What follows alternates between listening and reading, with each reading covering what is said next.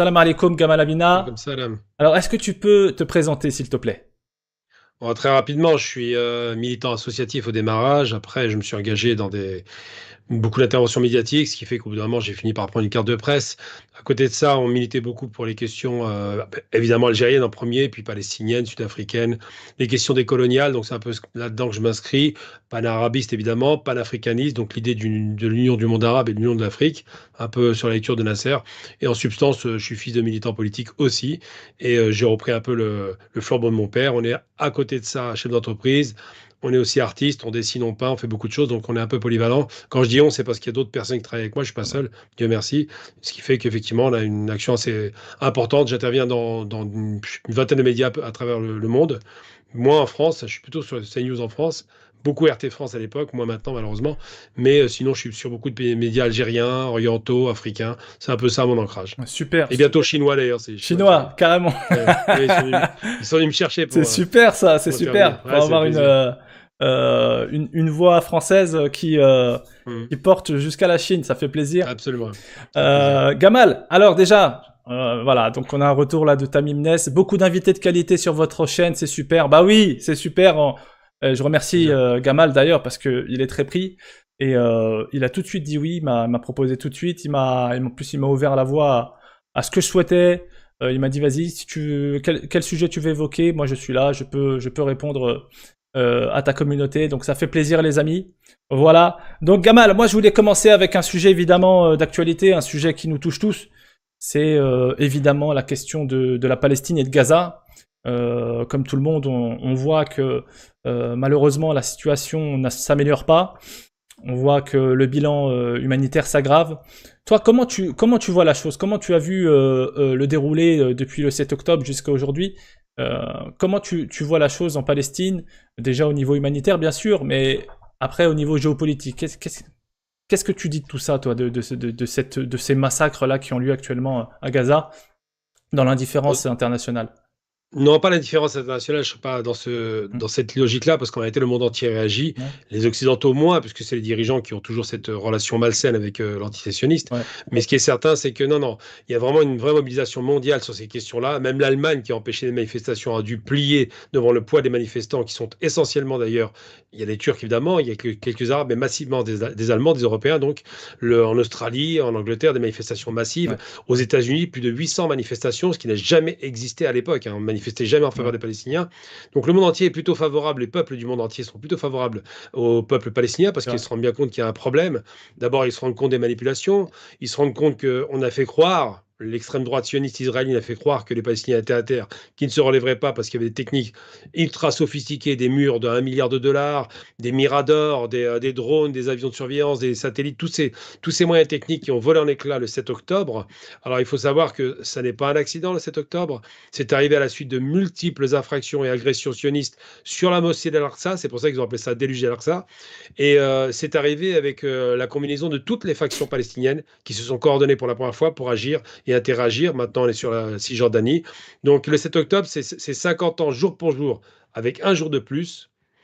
C'est les 50 ans après l'attaque du 6 octobre 73 de l'Égypte, de la Syrie, de la Jordanie, pour récupérer les territoires que les sionistes avaient volés, hein, parce qu'on peut parler de colonisation et de vol, le Sinaï, le Golan et les territoires palestiniens. Malheureusement, on a récupéré le Golan par négociation de l'Égypte dans des conditions calamiteuses, alors que l'Égypte gagnait la guerre au démarrage. La Jordanie restait sur un statu quo. Le Julan, comme on dit en arabe, le Golan, est perdu pour le moment. Il a été annexé par l'entité sioniste Israël. Et donc, il faut jamais perdre de vue une chose essentielle, c'est que le 7 octobre est une action concertée de toutes les factions palestiniennes, pas seulement le Hamas, pour mettre un coup de butoir dans cette espèce d'aphonie générale qui donnait le sentiment que la Palestine n'existait plus, même politiquement. Et c'est vrai qu'avec l'autorité palestinienne, il y avait une sorte de lassitude. On s'était endormi. Les Palestiniens pensaient qu'ils ne s'en sortiraient jamais. Et les 2 400 000 Gazaouis qui vivent dans une prison à ciel ouvert, il faut savoir que cette prison est constituée de murs de 6 mètres de haut qui font tout le tour de la Palestine occupée. Je parle de Gaza. que la mer leur est interdite au-delà des 10 miles nautiques et que Rafah, donc le terminal Rafah qui est la frontière avec l'Égypte, est fermé sous contrôle israélo-égyptien. Donc tout ça pour dire que ça devait un jour, cette cocotte minute devait exploser. Et ce qui a accéléré cette explosion, c'est effectivement les heurts qu'il y a eu à la mosquée d'Al-Aqsa, où de plus en plus de colons ont commencé à entrer dans la mosquée, à violenter les pèlerins palestiniens. Et tout cela a été très mal vécu. Donc c'est vrai que ça a explosé pour ces raisons. Après, il peut y avoir eu des exactions, c'est indiscutable, c'est une guerre, il ne faut pas non plus rêver. On a voulu tourner ça en massacre de masse. On a parlé de 2000 morts, puis 1400, puis 1200. Il y a eu des morts, indiscutablement, beaucoup de soldats aussi, beaucoup de civils, mais la vraie problématique aujourd'hui, c'est pourquoi ça a été fait, simplement parce qu'effectivement, il y a un ras-le-bol généralisé, parce que le peuple vit mal, parce qu'on vit enfin, les Palestiniens ne sont pas considérés comme des êtres humains, de la part des racistes qui dirigent l'État sioniste, qui les traitent d'animaux humains, et tout ça, eh bien, c'est une chose qui a été vue par le monde entier. C'est pour ça que je suis plus mesuré. Je dirais pas que le monde s'en fiche, je dirais que Ouais, des dirigeants occidentaux s'en fichent. bien sûr. Je dirais que les peuples dans leur entier, au-delà des peuples arabes, et c'est là où c'est intéressant, eh bien, la voix de la Palestine maintenant existe dans le monde. Il y a des travaux palestiniens partout. Tout ce qui espérait les sionistes de disparaître, la disparition d'un peuple n'a pas opéré. Mais c'est vrai que aujourd'hui, la question palestinienne, il y a une véritable volonté maintenant générale de dire on doit en finir avec cette mauvaise blague. On a laissé Israël faire ce qu'il voulait. Aujourd'hui, ça n'est plus possible. Alors maintenant, on se rend bien compte avec 50 000 morts, au bas mot, hein. Les chiffres sont largement sous-évalués par le Hamas, qui parle de 30 000 morts. Il y a quand même des Ouais, destructions à 80%. On est largement au-dessus de 50 000 ouais, morts. c'est ça. En gros, c'est 4% de la population qui va être exterminée. On le sait. Les instances internationales, l'ONU, la Cour internationale, tout le monde en parle. Donc c'est vrai qu'aujourd'hui, on ne peut pas dire que, en dépit des massacres qu'on constate, des massacres de masse, et c'est les pires qu'Israël n'ait jamais perpétrés, on ne peut pas dire que le monde s'en fout. Le monde s'en fout pas, mais c'est vrai que les dirigeants occidentaux, à commencer par les États-Unis, s'en fichent. On a vu justement à ce sujet un isolement diplomatique d'Israël au fur et à mesure que les semaines passaient. Et justement, on a vu l'Afrique du Sud porter cette voix jusqu'à la CIJ, donc la Cour internationale de justice. Et ça a petit à petit provoqué un isolement, même au niveau des institutions internationales et même au niveau un changement je dirais un changement des pays, des diplomaties occidentales petit à petit qui sont vus coincés entre un soutien à Israël comme ils l'ont toujours fait et la question du droit international. Qu'est-ce que tu en penses toi? Bah, il faut d'abord retenir deux choses. D'abord, il faut essayer d'éviter les termes un petit peu fourre-tout qui existent, hein, que malheureusement tout le monde utilise. Hein. On parle d'Occident. Il n'y a pas d'Occident. Il n'y a pas un Occident, il y a des Occidents. Il y a l'extrême Occident, comme je l'appelle, qui sont les États-Unis, qui ont une politique extrêmement impérialiste, on le connaît déjà, on la connaît, cette politique. Il y a l'Occident des pays qu'on appelait à l'époque des thalassocraties, donc les pays de la mer, donc c'était l'Espagne, Portugal, Angleterre et France, qui sont plutôt sur l'Atlantique. Et puis il y a l'Occident central, donc ce qu'on appelait l'Europe centrale à l'époque, qui était l'Allemagne, la Hongrie, la Bulgarie, tous les pays de l'Axe, et l'Occident oriental. Et l'Occident oriental, entre guillemets, c'est les pays de l'Est, qu'on appelle aujourd'hui, mais qui sont dans le bloc occidental. Je ne parle pas de l'Extrême-Orient, la Russie ou d'autres pays qui étaient sous l'Union soviétique, mais surtout les pays d'Europe de l'Est, qui sont maintenant les meilleurs alliés des États-Unis. Eh bien ça, c'est plusieurs Occidents. Pourquoi j'en parle comme ça? Parce que si on prend le cas de l'Irlande, par exemple, qui est totalement pro-palestinienne, l'Irlande a subi dans sa chair la colonisation, a une détestation de ce que les Anglais ont fait en Irlande et en Palestine, c'est quand même à l'origine le problème anglais et français. Hein. Eh bien, les Irlandais sont pro-palestiniens, tout comme les Espagnols le sont aujourd'hui, tout comme d'ailleurs les Écossais le sont, tout comme tous les pays qui ont subi dans leur chair la colonisation, comprennent cette problématique qui n'est pas religieuse évidemment, mais qui est coloniale.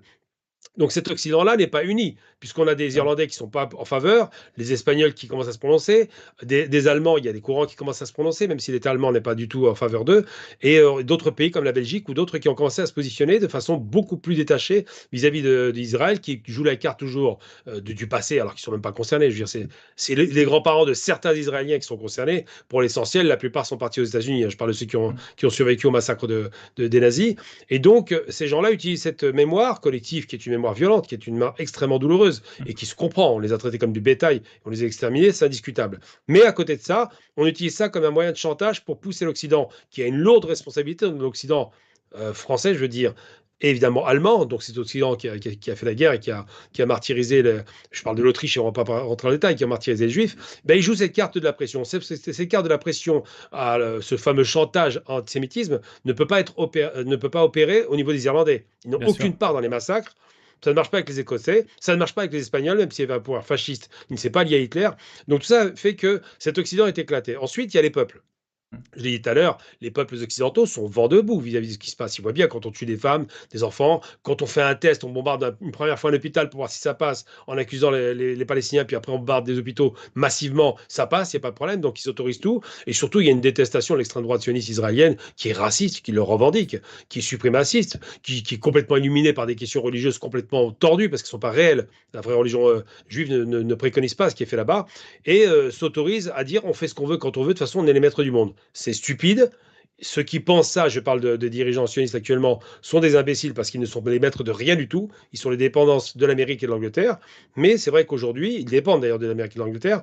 Mais aujourd'hui, effectivement, il y a une arrogance comme ça de la part de ces dirigeants éminents qui a peur de perdre le pouvoir, qui s'il lâche le pouvoir va devoir répondre devant la justice Ouais. d'abord de toutes les malversations, de tous les procès qui préexistaient, mais surtout de son incapacité chronique à avoir vendu de la sécurité, alors que la sécurité n'a pas fonctionné du tout. C'est vrai que Donc c'est la réalité. c'est vrai que c'est ce qu'on dit. On dit que le mythe sécuritaire israélien est tombé le jour du 7 octobre.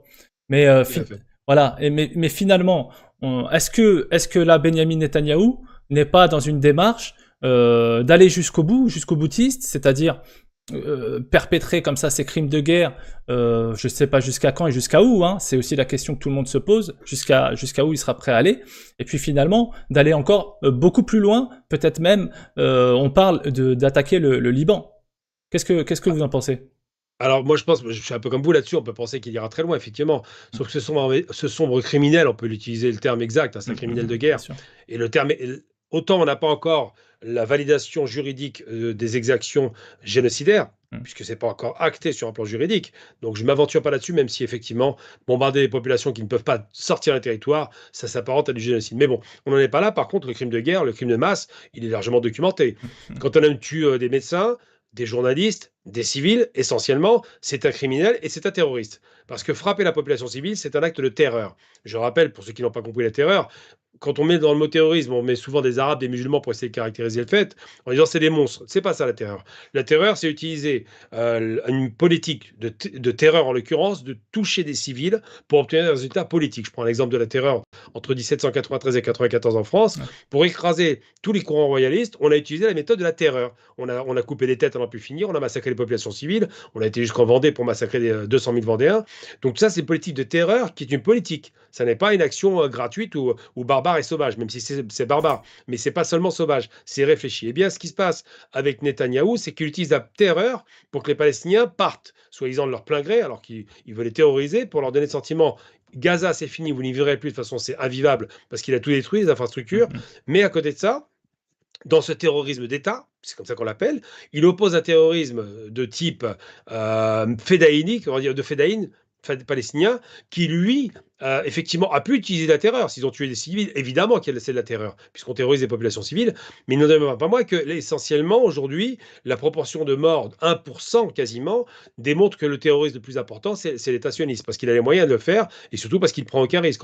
Quand vous bombardez du ciel alors qu'il n'y a pas de DCA, bah, le type qui bombarde, il sait qu'il va rentrer chez lui tranquillement en ayant tué des centaines de personnes. Et cette question-là, effectivement, doit être posée avec acuité. Jusqu'où ira-t-il? Eh ben, je réponds à la question. Il ira jusqu'au le plus loin possible qu'il pourra avec les moyens dont il dispose. Or, aujourd'hui, et c'est là où ça devient pour lui catastrophique, il a démontré que ces systèmes de sécurité ultra technologiques et arrogantes ne fonctionnaient pas. Mm. 60 percements de ce fameux mur qui a coûté, il faut rappeler, la bagatelle de 1 milliard de dollars. Il a prouvé que le tout information, soi-disant le Mossad, super service de renseignement, n'ont rien vu. Ouais. Ils n'ont rien vu venir. On a fait croire après que soi-disant ils étaient informés, mais c'est pas vrai. Ça, c'est un mythe, même l'Iran ne savait pas. Mm. Ensuite, il a prouvé que dans une guerre conventionnelle, eh ben, ça, il l'a prouvé, c'était une évidence, mais bon, il n'avait pas l'air de le comprendre. Tirer sur les enfants avec des cailloux dans les mains, c'est facile, tout le monde sait faire. Tirer sur un homme qui a une arme à feu, c'est plus compliqué. Tirer sur un homme qui a un lance-roquette, ça devient très difficile. Et que même ces chars Merkava commencent à rencontrer de grandes difficultés. Il a prouvé que son dôme de fer, là aussi très arrogant, ce fameux dispositif qui devait être meilleur que le Patriot américain, est en train de chuter devant la profusion d'attaques. C'est-à-dire que quand vous avez une multitude de missiles, ils ne sont pas tous interceptables et surtout ça coûte cher. C'est 1 à 2 millions de dollars. Le système de sécurité de nos deux fers tirer un missile coûte 1 million de dollars. quand les Gazaouis envoient des trucs à 2 000 $, vous Ouais. imaginez. Donc ça pour dire qu'aujourd'hui, d'hommes de fer, d'ailleurs, il est quasiment fini maintenant, ils ont plus assez d'armes pour pouvoir alimenter leur système. Le Hezbollah qui attaque dans le nord a épuisé les défenses du dôme de fer, maintenant tous les missiles passent. C'est dire à quel point la faute de sa part est totale et que la société israélienne, quoi qu'on en dise, aujourd'hui lui en veut. Ensuite, il voulait, avant la guerre même, confisquer tous les pouvoirs. Il s'apprêtait à faire un coup d'État constitutionnel en invalidant les différentes chambres qui devaient réguler son pouvoir, particulièrement la Cour suprême, qui devait être abrogée. C'est un modèle à l'américaine. Et donc, il voulait faire, c'est des milliers, puis des centaines de milliers, des millions de manifestants contre lui jusqu'à l'étranger, hein, pas l'oublier, jusqu'aux États-Unis. Donc, il a vraiment ramené autour de lui la haine d'un personnage qui voulait confisquer tous les pouvoirs, prendre les pleins pouvoirs, on peut le dire, comme Hitler a fait en 33 d'ailleurs, mais surtout, en 34 pour être précis, mais surtout, ce qu'il a fait, c'est vendre du rêve à une population en leur disant vous êtes en sécurité avec moi, il n'y a plus rien à craindre, c'est fini les attaques des Palestiniens, et il a relancé la guerre avec la Palestine en leur marchant dessus. Quand on humilie un peuple, quand on l'écrase, quand on nie son existence et qu'on passe son temps à le traiter d'animal humain, donc les animaux n'ont pas de droit, il ne faut pas l'oublier, eh bien on va très loin. Et c'est la question qu'on peut se poser, jusqu'où il ira. Et ben, la peur aujourd'hui des États-Unis, c'est qu'il aille bombarder Rafah, la fameuse ville de Rafah, qui est Mhm. le dernier carré, entre guillemets, sécurisé, entre guillemets, hein, mettons des bémols sur la sécurisation, où il y a 1 million, entre 1,4 million et 1,9 million Palestiniens concentrés, donc c'est une véritable concentration humaine, un camp de concentration, une ville qui ne pouvait supporter que 400 000 habitants, eh bien, il veut entrer à Rafah en faisant croire qu'il en finirait avec le Hamas, ce qui est un mythe absolument inatteignable, mais on ne tue pas une idée, on peut tuer des hommes. Mais Hamas, il a largement ancré dans le cœur des Palestiniens.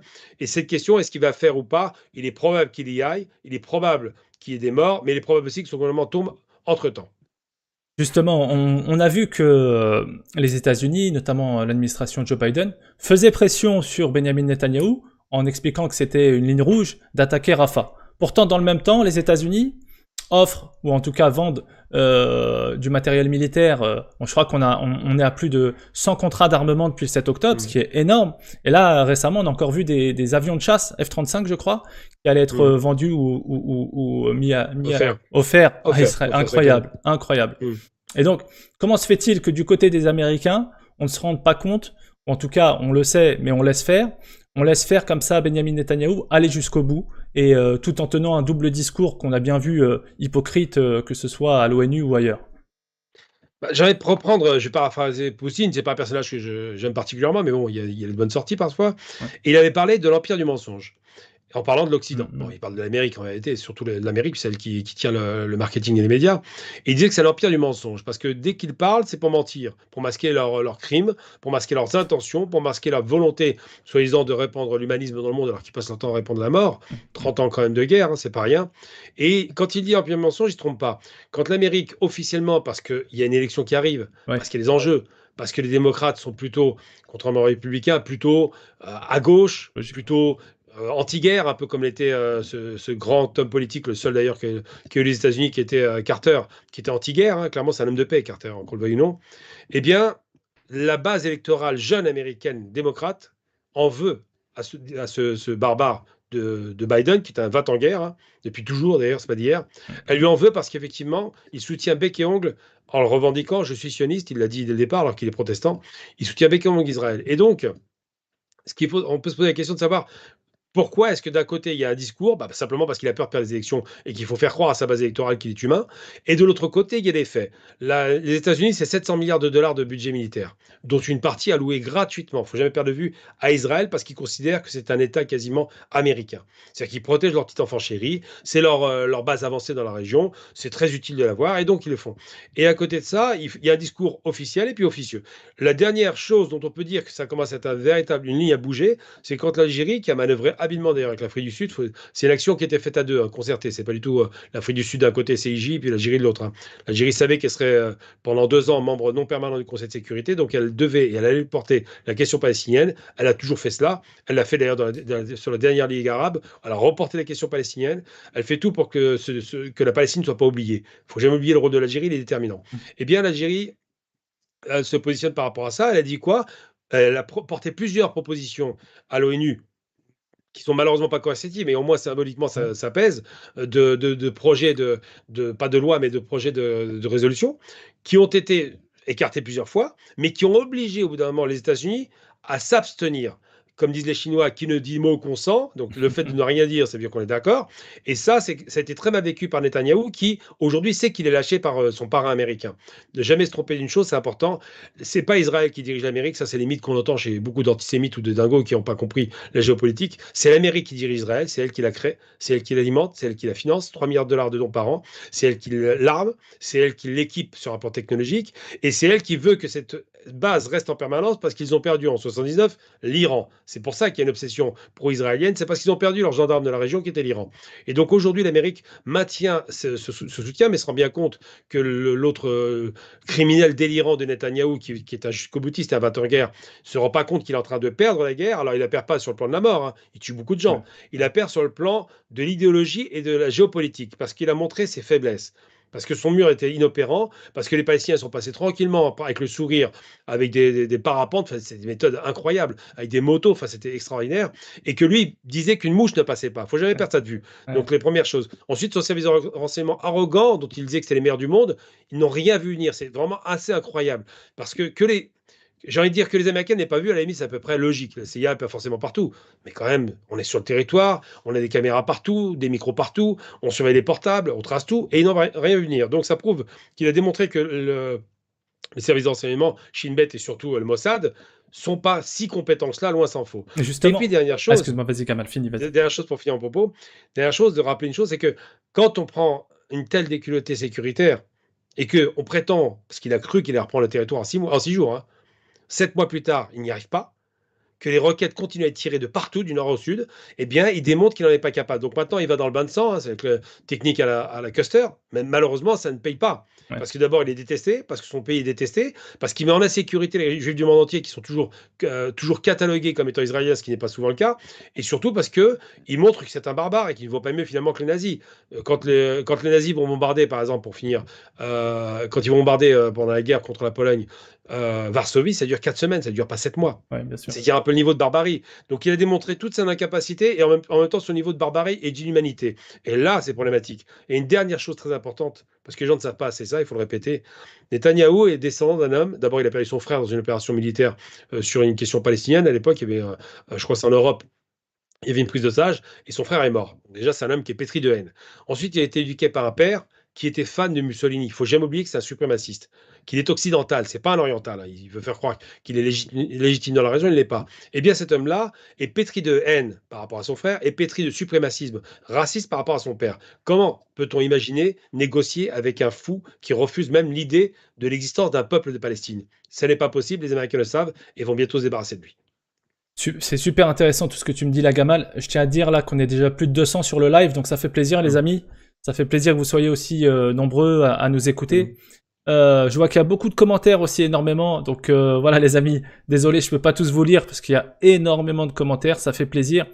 Euh, Gamal, on continue, puis après je lirai un peu les questions. Donc n'hésitez pas, les amis, si vous avez des questions, posez-les. J'essaierai de les mettre de côté et de les noter parce que c'est vrai qu'il y en a pas mal. Mais en tout cas, Gamal, c'est vrai, c'est très intéressant ce que tu dis. La question qui se pose également, parce qu'on va continuer, puis après il faudra quand même passer aux autres sujets Oui, parce qu'il y en a bien pas sûr. mal. Mais comment se fait-il qu'un homme, un suprémaciste comme ça, comme Benjamin Netanyahou et son gouvernement, voilà, de fanatiques, voilà, je pense qu'on n'a pas vu pire depuis bien longtemps Mm. dans le monde. Comment se fait-il que ils sont arrivés au pouvoir en vérité, tous ces gens-là? Comment cette Alors frange la ça, plus radicale est arrivée au pouvoir? Ça, j'ai envie de prendre la phrase d'un auteur célèbre, si je ne me trompe pas, il me semble que c'était Malraux, si c'est bien Malraux, qui disait le 21e siècle sera, non pas religieux, c'était une erreur de traduction, sera spirituel ou ne sera pas. Mhm. Donc, dans la spiritualité, il y a évidemment le religieux, mais il n'y a pas que cela. Il y a tout un tas de spiritualités qui existent en périphérie, soit des mouvements un petit peu, on va dire, extrêmement orientaux. Bref, je rentre pas dans le détail, mais dans tous les cas, la spiritualité, c'est l'idée de se dire qu'il y a autre chose de plus grand que nous, un créateur. Et quand il dit ça pourquoi? Parce qu'on se rend bien compte qu'il y avait un retour du religieux qui a disparu en Europe, hein. L'Europe, après la Ouais. Première Guerre mondiale, le religieux a beaucoup reculé parce que le choc de la Première Guerre mondiale, des guerres industrielles, ça a été difficilement vécu par les familles des parents, surtout qui ont vu leurs enfants revenir dans des boîtes. Et donc, lui, explique cela. Pourquoi? Parce qu'effectivement, il y a un retour spirituel dans le monde, particulièrement dans le sud, particulièrement dans l'idée de quête de sens. Les gens veulent savoir pourquoi ils sont là. L'idée de se dire que la science ne répond pas à tout. Preuve en est, la Première et Seconde Guerre mondiale a démontré que la science n'était pas la plus merveilleuse des solutions, puisqu'elle permettait de tuer massivement avec la bombe atomique. Et on a cherché effectivement dans les années 60-70 des spiritualités asiatiques, hein, souvent dans les rites hindous ou ailleurs, ou chinois, ou shintoïques, ou ce que vous voulez. Et puis dans le monde arabo-musulman, bah, c'est l'islam qui est revenu forcément, qui était jamais vraiment très éloigné, Ouais. mais avec l'accès à la culture, à l'écriture et à la lecture, ça a augmenté effectivement l'adhésion à l'islam, qui est d'abord un texte écrit, faut pas l'oublier, donc le Coran. Et cette spiritualité devait toucher tout le monde, et aussi des juifs qui ont à la fois un mélange de culte religieux qui est réel, hein, il n'y a pas de problème, de culte suprémaciste qui malheureusement aussi est réel, le peuple élu, et de culte aussi millénariste. C'est-à-dire qu'il y a un peu ce croisement qu'on voit chez les évangélistes américains aussi, de se dire, nous sommes le peuple de la fin des temps, nous attendons l'arrivée du Messie, comme il l'appelle, le Messie pour les musulmans, le Messie en arabe, on attend l'arrivée du Messie, et c'est chez nous, sur la terre d'Israël, comme il l'appelle, qui n'existait pas à l'époque, mais enfin c'est pas grave, que nous allons enfin pouvoir voir l'avènement de Dieu, je ne sais. Et donc toutes ces idées-là sont très imprégnées. Ça ne veut pas dire que Netanyahou est religieux, il ne l'est pas, lui, il s'en Mhm. fout de la religion, mais il a très bien compris qu'il avait une base religieuse importante. Il a donc fait alliance avec des partis extrémistes comme Beit Hanoun ou des autres partis qui ont fait alliance avec le Likoud. Le Likoud n'étant pas religieux au démarrage, hein, ça l'est devenu par la suite par mode.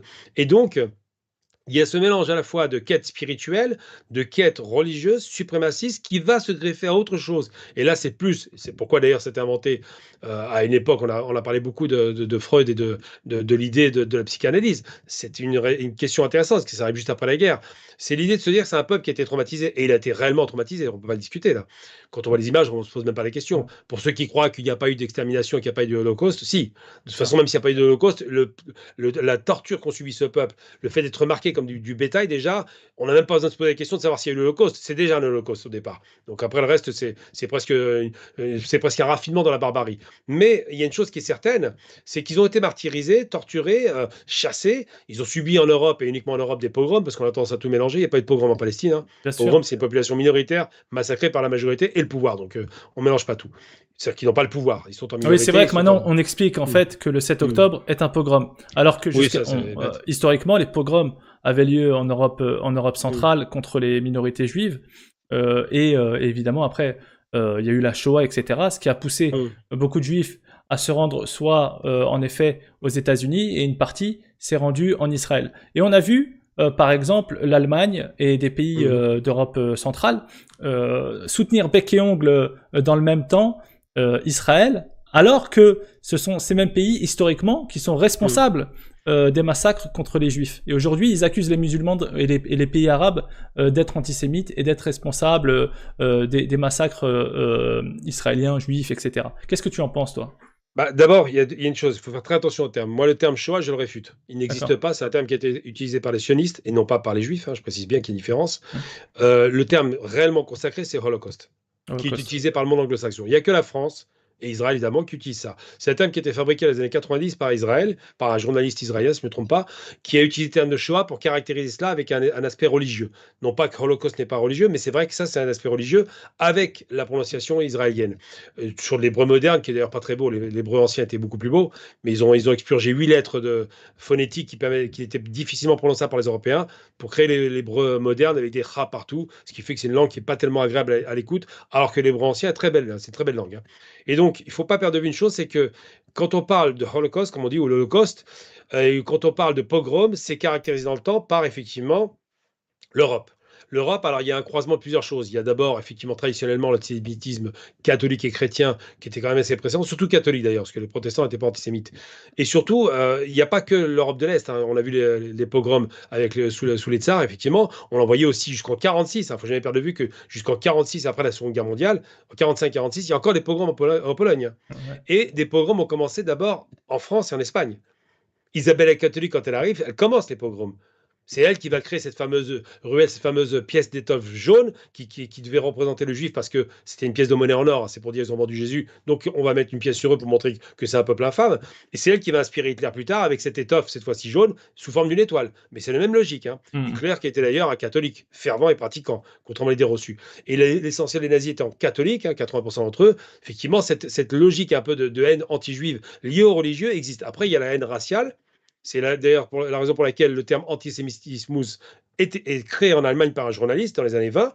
C'est pour caractériser un peuple et une religion, un peu comme l'islamophobie en Europe, où on caractérise le peuple arabe, parce que surtout les Arabes qui sont frappés par l'islamophobie, en tant que peuple et religion. Et donc ils font ça à l'endroit des Juifs. Il y a des pogroms, des massacres de masse, ils les torturent et les maltraitent, les martyrisent et les exterminent à temps. Et finalement, pour se débarrasser d'eux, ils les envoient en Palestine. Donc c'est un bon compte pour eux, c'est tout bénef. Ils ont une population qui contrôle une région, une armée sur place, et en même temps, ils ont moins de juifs chez eux. Donc c'est assez malsain.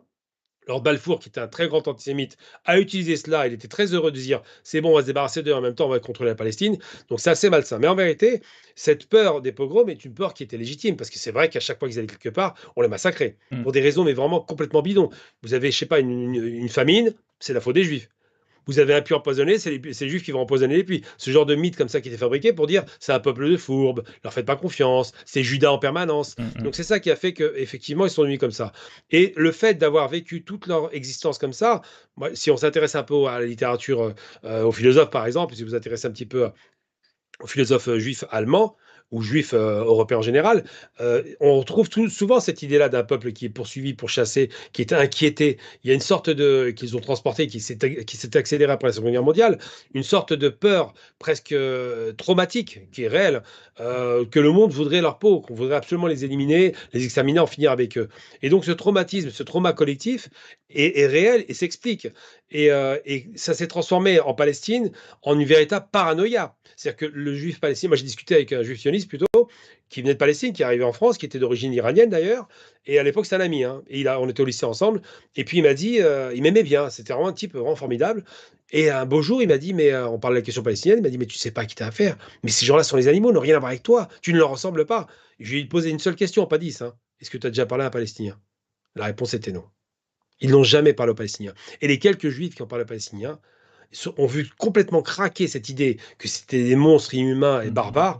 On a été manipulés parce qu'il y a une grosse propagande d'État, et là c'est l'État qui la veut, cette propagande, qui veut dire que le Palestinien est un barbare, un sauvage, qu'il n'est pas chez lui, que c'est un Arabe qui a envahi la terre. Enfin, ce genre de stupidité. Et ça fonctionne, parce que quand vous avez un peuple qui a peur, qui est traumatisé, et à qui on dit ces gens-là sont des barbares qui veulent vous exterminer, immédiatement ils voient les croix gammées. Donc c'est vrai, il faut faire très attention à ça. On ne peut pas mettre de côté l'inconscient collectif traumatique qui est réel, le dogmatisme suprémaciste occidental, parce qu'il y a des juifs occidentaux qui se croient supérieurs racialement, et l'idée que l'impérialisme, qui existe aussi, ce fameux Eretz Israël qui voudrait contrôler toute la région, qui va de tout le Sinaï, en passant par une partie de l'Irak, l'Euphrate, et la Transjordanie, qu'on l'appelait à l'époque, ou la Jordanie, Cisjordanie, et une partie du Liban et de la Syrie, cet Eretz Israël, c'est un mythe qui est fabriqué par eux aussi, et qui est un mythe impérial. Donc tout ce mélange de genres, suprémacisme, traumatisme, et impérialisme, ça donne ça, ça donne les monstres qu'on a au pouvoir actuellement, qui sont persuadés qu'ils sont le peuple de la lumière, ça a été dit d'ailleurs par ce criminel de guerre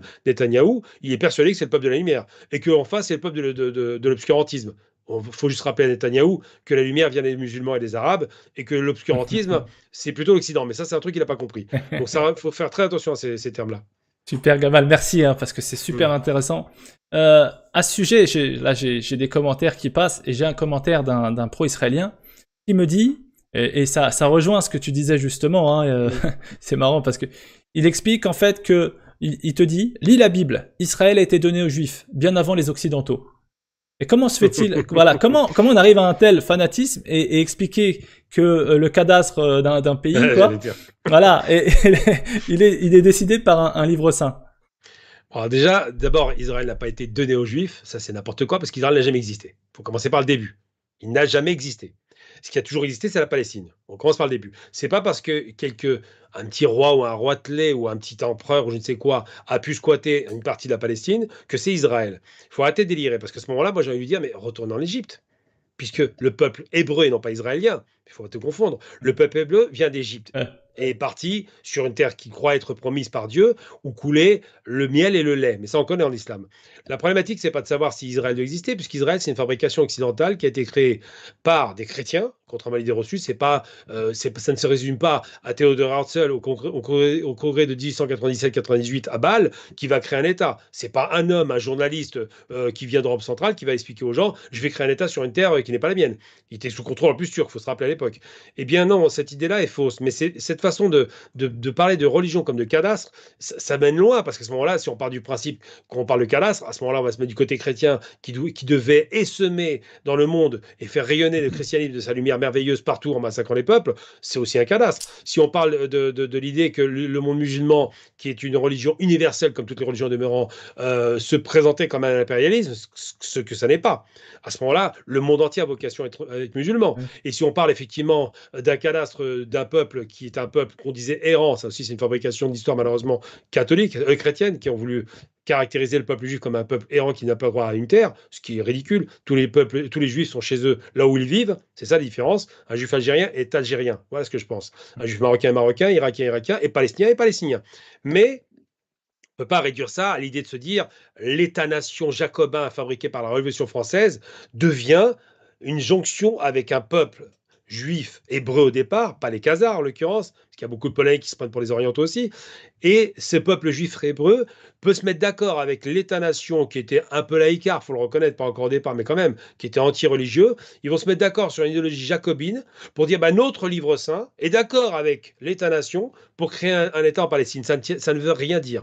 Si on s'en tient au livre saint de la Torah et qui est sainte, il n'y a aucun problème là-dessus, on ne peut pas parler de ça, on ne peut pas parler d'État, ça n'existe pas. Donc si ce type dit ça, malheureusement pour lui, je l'invite à revoir ses copies, à relire la Torah avec un peu plus d'attention et à consacrer quand même le fait que le juif ne peut pas demander un État. Ce n'est pas son objectif, parce que ça n'est pas le fondement de la richesse du peuple juif qui a brillé dans le monde parce que précisément il n'avait pas d'État et était capable de se fondre avec tous les peuples pour enrichir ces peuples et s'enrichir eux-mêmes. Donc cette question-là, le cadastre religieux, c'est une fabrication impérialiste faite par un homme, effectivement, Théodore Herzl, qui était complètement anti-religieux, mais qui a compris que comme dans les croisades, on donnait une croix pour aller envahir un territoire arabe et tuer des chrétiens d'Orient, et bien là c'est pareil. On se dit, bon, on va sortir la Torah, on va leur faire croire que c'est un retour à la maison. Nous, on n'a rien à voir avec cette région. Nous, on est Khazars, on est turco-mongols, mais on va faire croire qu'on vient chez nous, après tout. Il n'y a pas de raison, puisqu'on est juif. Donc, ils font croire qu'une religion peut s'emparer d'une terre. Ça n'a aucun sens. C'est complètement ridicule, mais c'est une façon de se rassurer. En vérité, ils savent très bien qu'ils ne sont pas chez eux et que les seuls juifs qui sont chez eux dans la région, ce sont les juifs d'Orient, donc les Palestiniens. Ouais. À ce sujet, pour continuer dans notre discussion, Gamal, je voulais te poser une question. C'est, on va dire, on a vu ces derniers mois une impuissance des pays arabes voisins de Gaza, de la Palestine. Comment tu peux expliquer comme ça que l'Égypte, la Jordanie, l'Arabie Saoudite et d'autres pays comme ça autour ont décidé au mieux de communiquer un petit peu, mais vraiment ça reste très marginal dans tout ce qui se fait pour lutter diplomatiquement contre ce qui se passe actuellement. Comment tu peux expliquer, parce que moi j'ai plein de questions comme ça, on me dit mais comment se fait-il que les pays musulmans, les pays arabes se taisent et ne font rien, etc. Comment toi tu expliques ça? Alors d'abord, faut comprendre qu'il y a plusieurs pays arabes. Il n'y a pas qu'un pays arabe, Ouais. évidemment, c'était dit. Et il y a plusieurs axes et plusieurs trahisons. On peut parler de trahison. Il y a ceux qui ont été achetés. On prend le Soudan, par exemple. Il devait sortir de l'axe des pays terroristes. Donc les Américains ont dit, bah, on vous retire de ce classement, mais vous reconnaissez Israël. Voilà, donc c'est un achat. Au Maroc, c'est pareil. On va reconnaître le Sahara occidental, mais vous reconnaissez Israël. Encore un achat. On a la même chose en Égypte. Ils ont négocié en 77 les accords de Camp David avec Sadat. Et ils lui ont dit, Sadat parlait des Palestiniens, mais à la marge, ils s'en foutaient. Hum. Il y a une guerre en 73, donc j'en ai parlé tout à l'heure, le 6 octobre 73, ça bouscule Israël, ça inquiète l'Amérique, et ils disent, bon, on va négocier. Ils ont demandé à Israël de rendre le Sinaï. Et donc Sadat récupère partiellement le Sinaï au début, puis après totalement, sans le contrôle de la frontière, évidemment, c'est pas lui qui la contrôle. Et quand Sadat accepte de récupérer le Sinaï, il oublie la Palestine, mais il est content parce qu'il récupère une terre, et en plus, il est financé par les Américains. L'Égypte reçoit 1 milliard de dollars de financement en armement par l'Amérique et fabrique des chars Abraham sous licence sur terrain égyptien. C'est la plus grande puissance arabe militaire, 14e position mondiale, c'est pas rien. Mais l'Égypte garde l'arme au pied parce qu'ils ne veulent pas bouger en faveur des Palestiniens pour deux raisons. La première, parce qu'ils considèrent que les Palestiniens de Gaza, ce sont les frères musulmans, ce qui n'est pas faux. Ils sont dirigés par le Hamas, et que l'Égypte est évidemment complètement en guerre contre les frères musulmans depuis qu'ils ont déposé Morsi. Donc ça, c'est une des raisons. La seconde, c'est qu'ils ont des accords avec Israël qui leur apportent tellement d'argent qu'ils ne veulent pas prendre de risques, ils veulent se développer, donc il y a une lâcheté.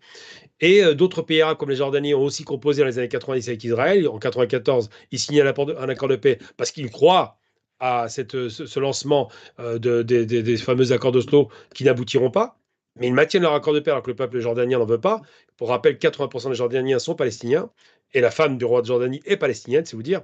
Et d'autres pays arabes, qui sont souvent des royaumes d'ailleurs, faut pas le perdre de vue, composent parce qu'ils sont placés par l'Occident au pouvoir, avec l'Occident. L'Occident leur dit, vous regardez à droite, ils vont à droite, vous regardez à gauche, à gauche. Là, ils se fichent complètement de leur propre opinion. Alors, j'utilise pas le terme d'Arabie Saoudite parce que je réfute la légitimité des Saouds sur la terre d'Arabie. L'Arabie, c'est la terre des prophètes, c'est la terre de notre religion. Et l'Arabie c'est toujours appelé l'Arabie. Saoudite, ça a été rajouté par les Anglais. Donc, je peux pas accepter qu'une famille salisse le noble nom de la terre d'Arabie en mettant saoudis. Comme le peuple arabe d'Arabie, c'est pas les Saoudiens, c'est les Arabes. Donc ça, pour juste clarifier la chose. Donc ces gens-là sont placés par l'Occident, ils sont payés par l'Occident, ils sont corrompus, et se fichent complètement de la Palestine. Et donc les royaumes, on les oublie. Après, il reste les républiques qu'on appelait le front du refus, qui ont été encore très fortes en 77 quand ils ont éjecté l'Égypte de la Ligue arabe. Mais à l'époque, on avait qui? On avait Faisal en Arabie, qui était pas nationaliste, mais qui était pro-palestinien, de façon affichée, Ouais. qui a fait effectivement en 73 le blocage du pétrole. Et cette arme du pétrole aurait pu être utilisée. Sauf qu'on sait que les royaumes d'Arabie vont refuser de le faire. Donc, il n'y a aucun moyen de faire pression. Ensuite, l'arme militaire aurait pu être utilisée, sauf que les deux verrous qui empêchent que les armées arabes viennent par voie de terre, parce que par voie de ciel, c'est pratiquement impossible, il y a 2000 ou 3000 kilomètres, mais par voie de terre, ça pourrait se faire. Ils sont bloqués par quoi? Parce que il y a l'Égypte qui bloque l'Afrique du Nord, alors que tous les peuples nord-africains seraient prêts à y aller, et il y a effectivement la Jordanie qui bloque l'Irak, qui bloque l'Iran, qui bloque l'Arabie, bloque le Yémen. Tout ça, c'est bloqué. Donc, le rapport de force militaire n'est pas possible à cause de ça. Le rapport de force économique n'est pas possible parce que de toute façon, les autres saboteront, ils vont survendre du pétrole pour être sûr de pas mettre en difficulté Israël. Et effectivement, la lâcheté ambiante, parce qu'Israël est la bombe atomique, il y a 200 têtes nucléaires, et bien ça leur donne le sentiment qu'il ne faut plus bouger. C'est trop risqué. Ce qui est ridicule d'ailleurs. En 73, Israël avait déjà la bombe atomique. Ça n'a pas empêché l'Égypte de prendre un tenaille avec la Syrie et la Jordanie. Israël. Donc les rapports de force sont ce qu'ils sont aujourd'hui. Les seuls pays qui agissent, j'ai presque envie de le déplorer, parce qu'il faut quand même agir pour empêcher le massacre. Je dis pas qu'il fallait faire la guerre, je suis pas un fan de la guerre, mais au moins empêcher les massacres, mettre une armée pour empêcher que ces barbares les tuent. Bien Eh sûr. bien, on a l'Iran qui agit en sous-main, et de façon assez brillante. On a évidemment le Houthi, donc c'est proche des Iraniens. C'est une branche chiite dérivée du chiisme, le Houthi, qui sont proches des Iraniens. On a évidemment les Irakiens, le Hezbollah irakien qui agit. On a le Hezbollah libanais qui agit. On a les Syriens qui agissent, parce qu'ils tapent souvent sur le Golan. On a des factions palestiniennes, toutes entre elles, sunnites ou chiites d'ailleurs, qui agissent. Mais les États arabes traditionnellement dits chiites, ça ne veut pas dire grand-chose, mais bon, les États qui sont tenus par des sunnites et qui ont une majorité chiite ne veulent pas bouger. Le seul qui serait prêt à bouger, j'ai envie de dire simplement, de façon évidente, les plus courageux, vraiment en termes étatiques, en dehors du Yémen, c'est le Liban. Le Liban est frontalier. Le Liban a déjà subi je ne sais combien de guerres par rapport aux sionistes, de 82, de 75 la guerre civile, 82, puis 2000 et puis 2006. Ça ne s'est jamais arrêté. Et pour autant, ils ont gardé le courage de dire on doit agir parce qu'on ne peut pas laisser mourir les Palestiniens. Et Mhm. ça, c'est question de l'apathie, de cette honteuse position même pas défensive, mais lâche des Arabes qui ne fait rien. Ils pourraient au moins bloquer le pétrole, ils ne le font pas. C'est une chose qui va coûter cher plus tard, qui laissera des traces. Parce que quand on aura les vrais chiffres des morts, quand on saura qu'ils ont tué 4, 5, 6% de la population, ça va être, je parle de la bande de Gaza, ça va être difficile à supporter. Ça va être compliqué devant les peuples arabes de devoir s'expliquer, de dire on n'a pas bougé le petit doigt, même pas l'arme du pétrole. Et ces questions-là se posent avec acuité. Pourquoi les Arabes bougent pas? Simplement parce qu'ils ont peur. Ils ont peur. Ouais, bah écoute, en plus, j'ai vu que par exemple les Émirats Arabes Unis étaient, on va dire, le fer de lance de la Mhm. normalisation des accords avec Israël, la normalisation des relations avec Israël. On voit que l'Arabie Saoudite, si ce n'était pas la guerre à Gaza, enfin Mhm. la guerre à Gaza, les bombardements à Gaza, eh bien, elle aurait également normalisé ses relations. Donc, en fait, tous ces pays-là, ils ont un autre agenda que celui des Palestiniens.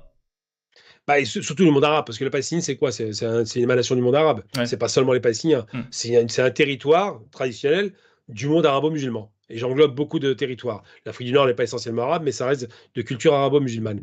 Non, ils n'ont pas le même agenda parce que les types sont au pouvoir sont des dictateurs. Donc, il faut être très clair. Il faut se rappeler que j'aime pas le terme normalisation parce qu'il y a un caractère normal qui est gênant. On ne peut pas être normal un État qui écrase un peuple pour commencer, qui n'a pas de frontières reconnues.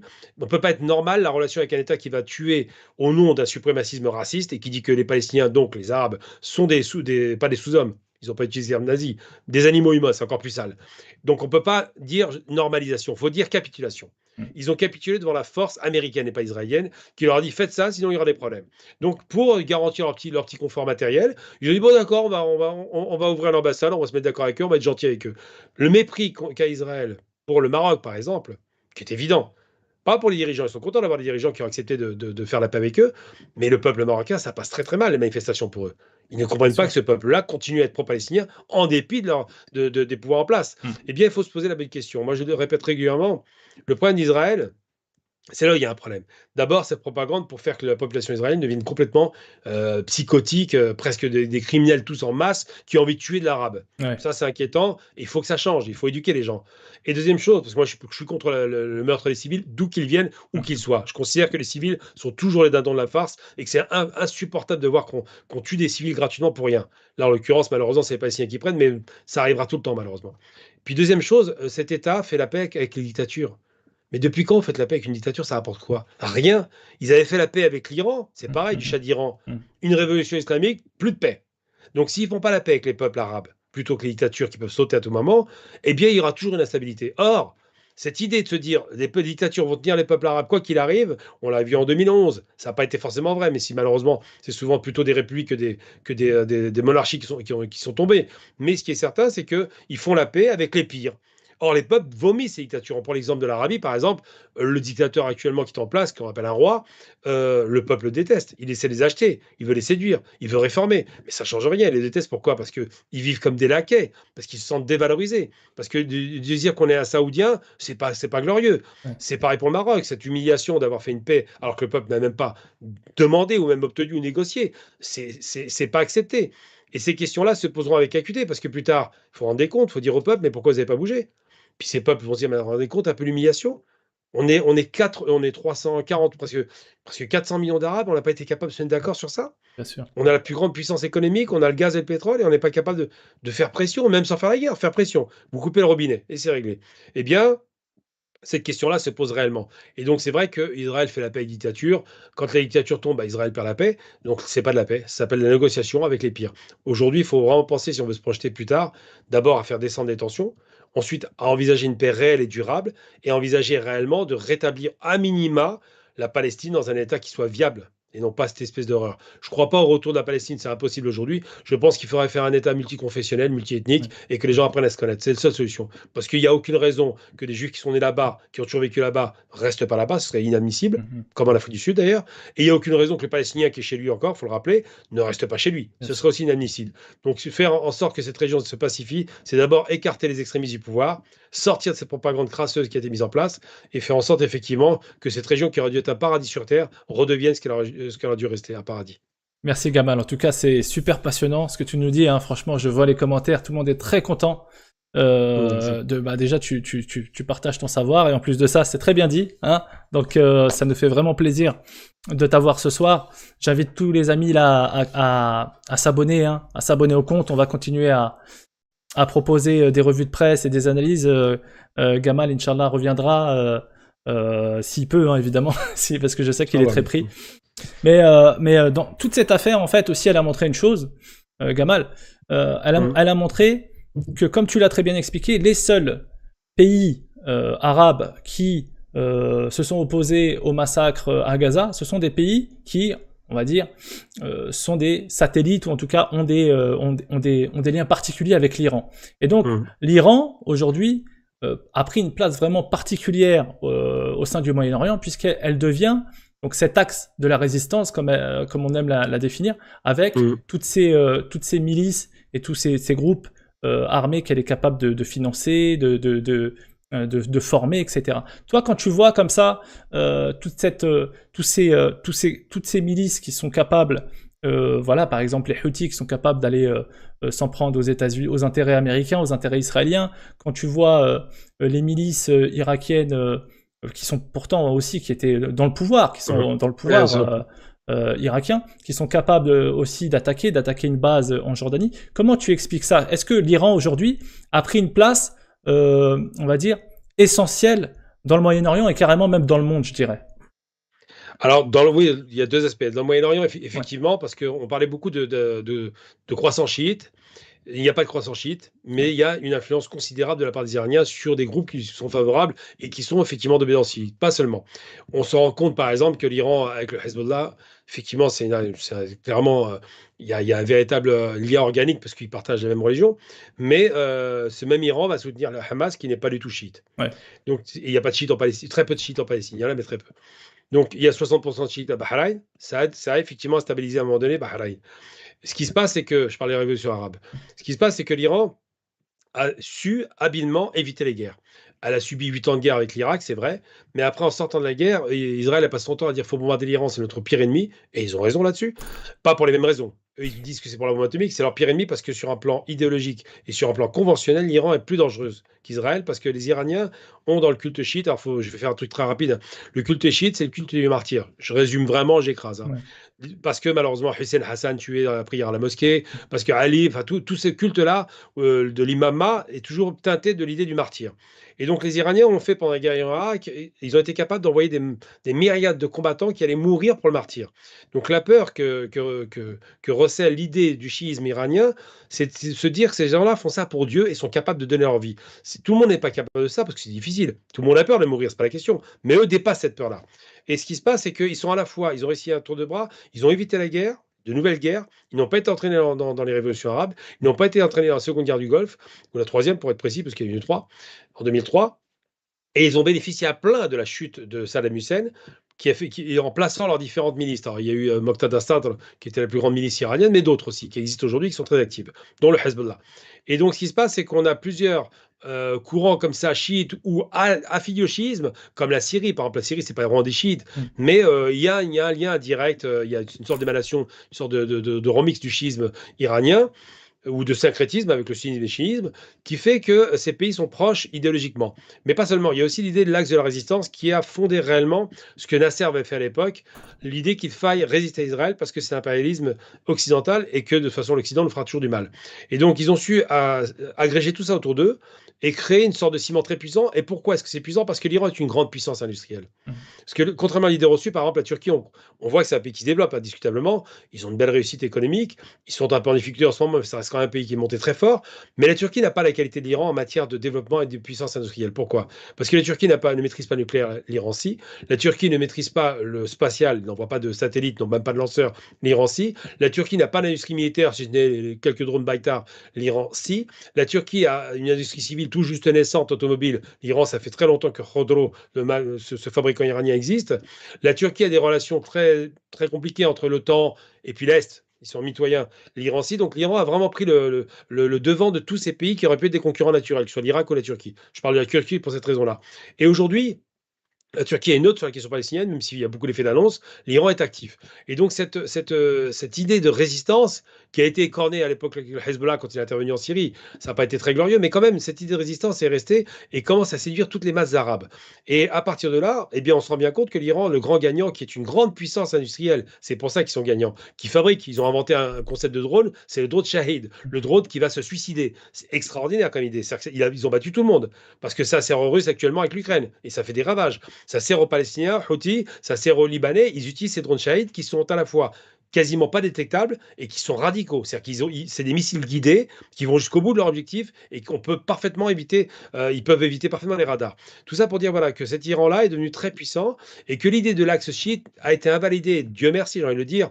Quand l'Arabie s'est apprêtée avec le Conseil de coopération du Golfe, les 4 pays, moins le Koweït, le Qatar plutôt, à attaquer le Qatar. Et l'Iran était habile parce qu'ils ont apporté un soutien réel, tout comme d'ailleurs la Turquie, au Qatar. Et ça a cassé l'idée que l'Iran ne s'intéresse qu'aux chiites, puisque les Qataris sont sunnites. Et à partir de là, on a redistribué les cartes, et donc ce fameux axe chiite qui avait été, soi-disant dénoncé par Abdallah de Jordanie, a volé en éclats. Donc aujourd'hui, l'Iran sont les grands vainqueurs parce qu'ils tirent les ficelles de loin, parce qu'ils alimentent les combattants. Je veux dire, c'est pas le Yémen, le pays le plus pauvre de la planète quasiment, et ils ont les meilleures technologies en matière de missiles et de drones. Ça vient d'Iran, on le sait. Et donc cette alimentation permanente, les Palestiniens ont reçu des armes de l'Iran à l'époque de Morsi en 2011-2012. Et donc cet Iran est devenu très puissant, très inquiétant pour certains et très habile pour d'autres, puisqu'elle s'est rapprochée en plus des pays de l'Est, Russie, Chine, Inde. Elle a su jouer la carte du multilatéralisme qu'elle s'interdisait dans les années 80. Et justement, à ce sujet, on a vu là, ces dernières heures, que Israël avait bombardé ces derniers jours la Mhm. Syrie et avait notamment tué des responsables iraniens sur place qui forment, je pense, les militaires syriens. Et aussi, Mhm. carrément, là, je viens de le voir, qu'il y a une attaque carrément contre le bâtiment collé à l'ambassade iranienne en Syrie. C'est quand même, là, on n'est pas loin de la provocation de guerre. Alors ça, c'est Netanyahou qui est un malade mental. Il sait il finit et il veut tout faire pour entraîner la guerre les États-Unis dans la guerre. Il fait Mm, tout. C'est mm, une obsession chez lui. mm. Comme il est en train de perdre sur le terrain, qu'il ne sait pas comment en finir avec le Hamas, eh bien, il essaie de provoquer l'Iran parce qu'il considère qu'effectivement, le grand argentier, le grand équipementier militaire, c'est l'Iran. Et cette attaque est une provocation évidente, mais c'est pas la dernière, hein. Il y avait déjà à l'époque Trump qui a fait assassiner Soleimani avec une Ouais. demande israélienne explicite.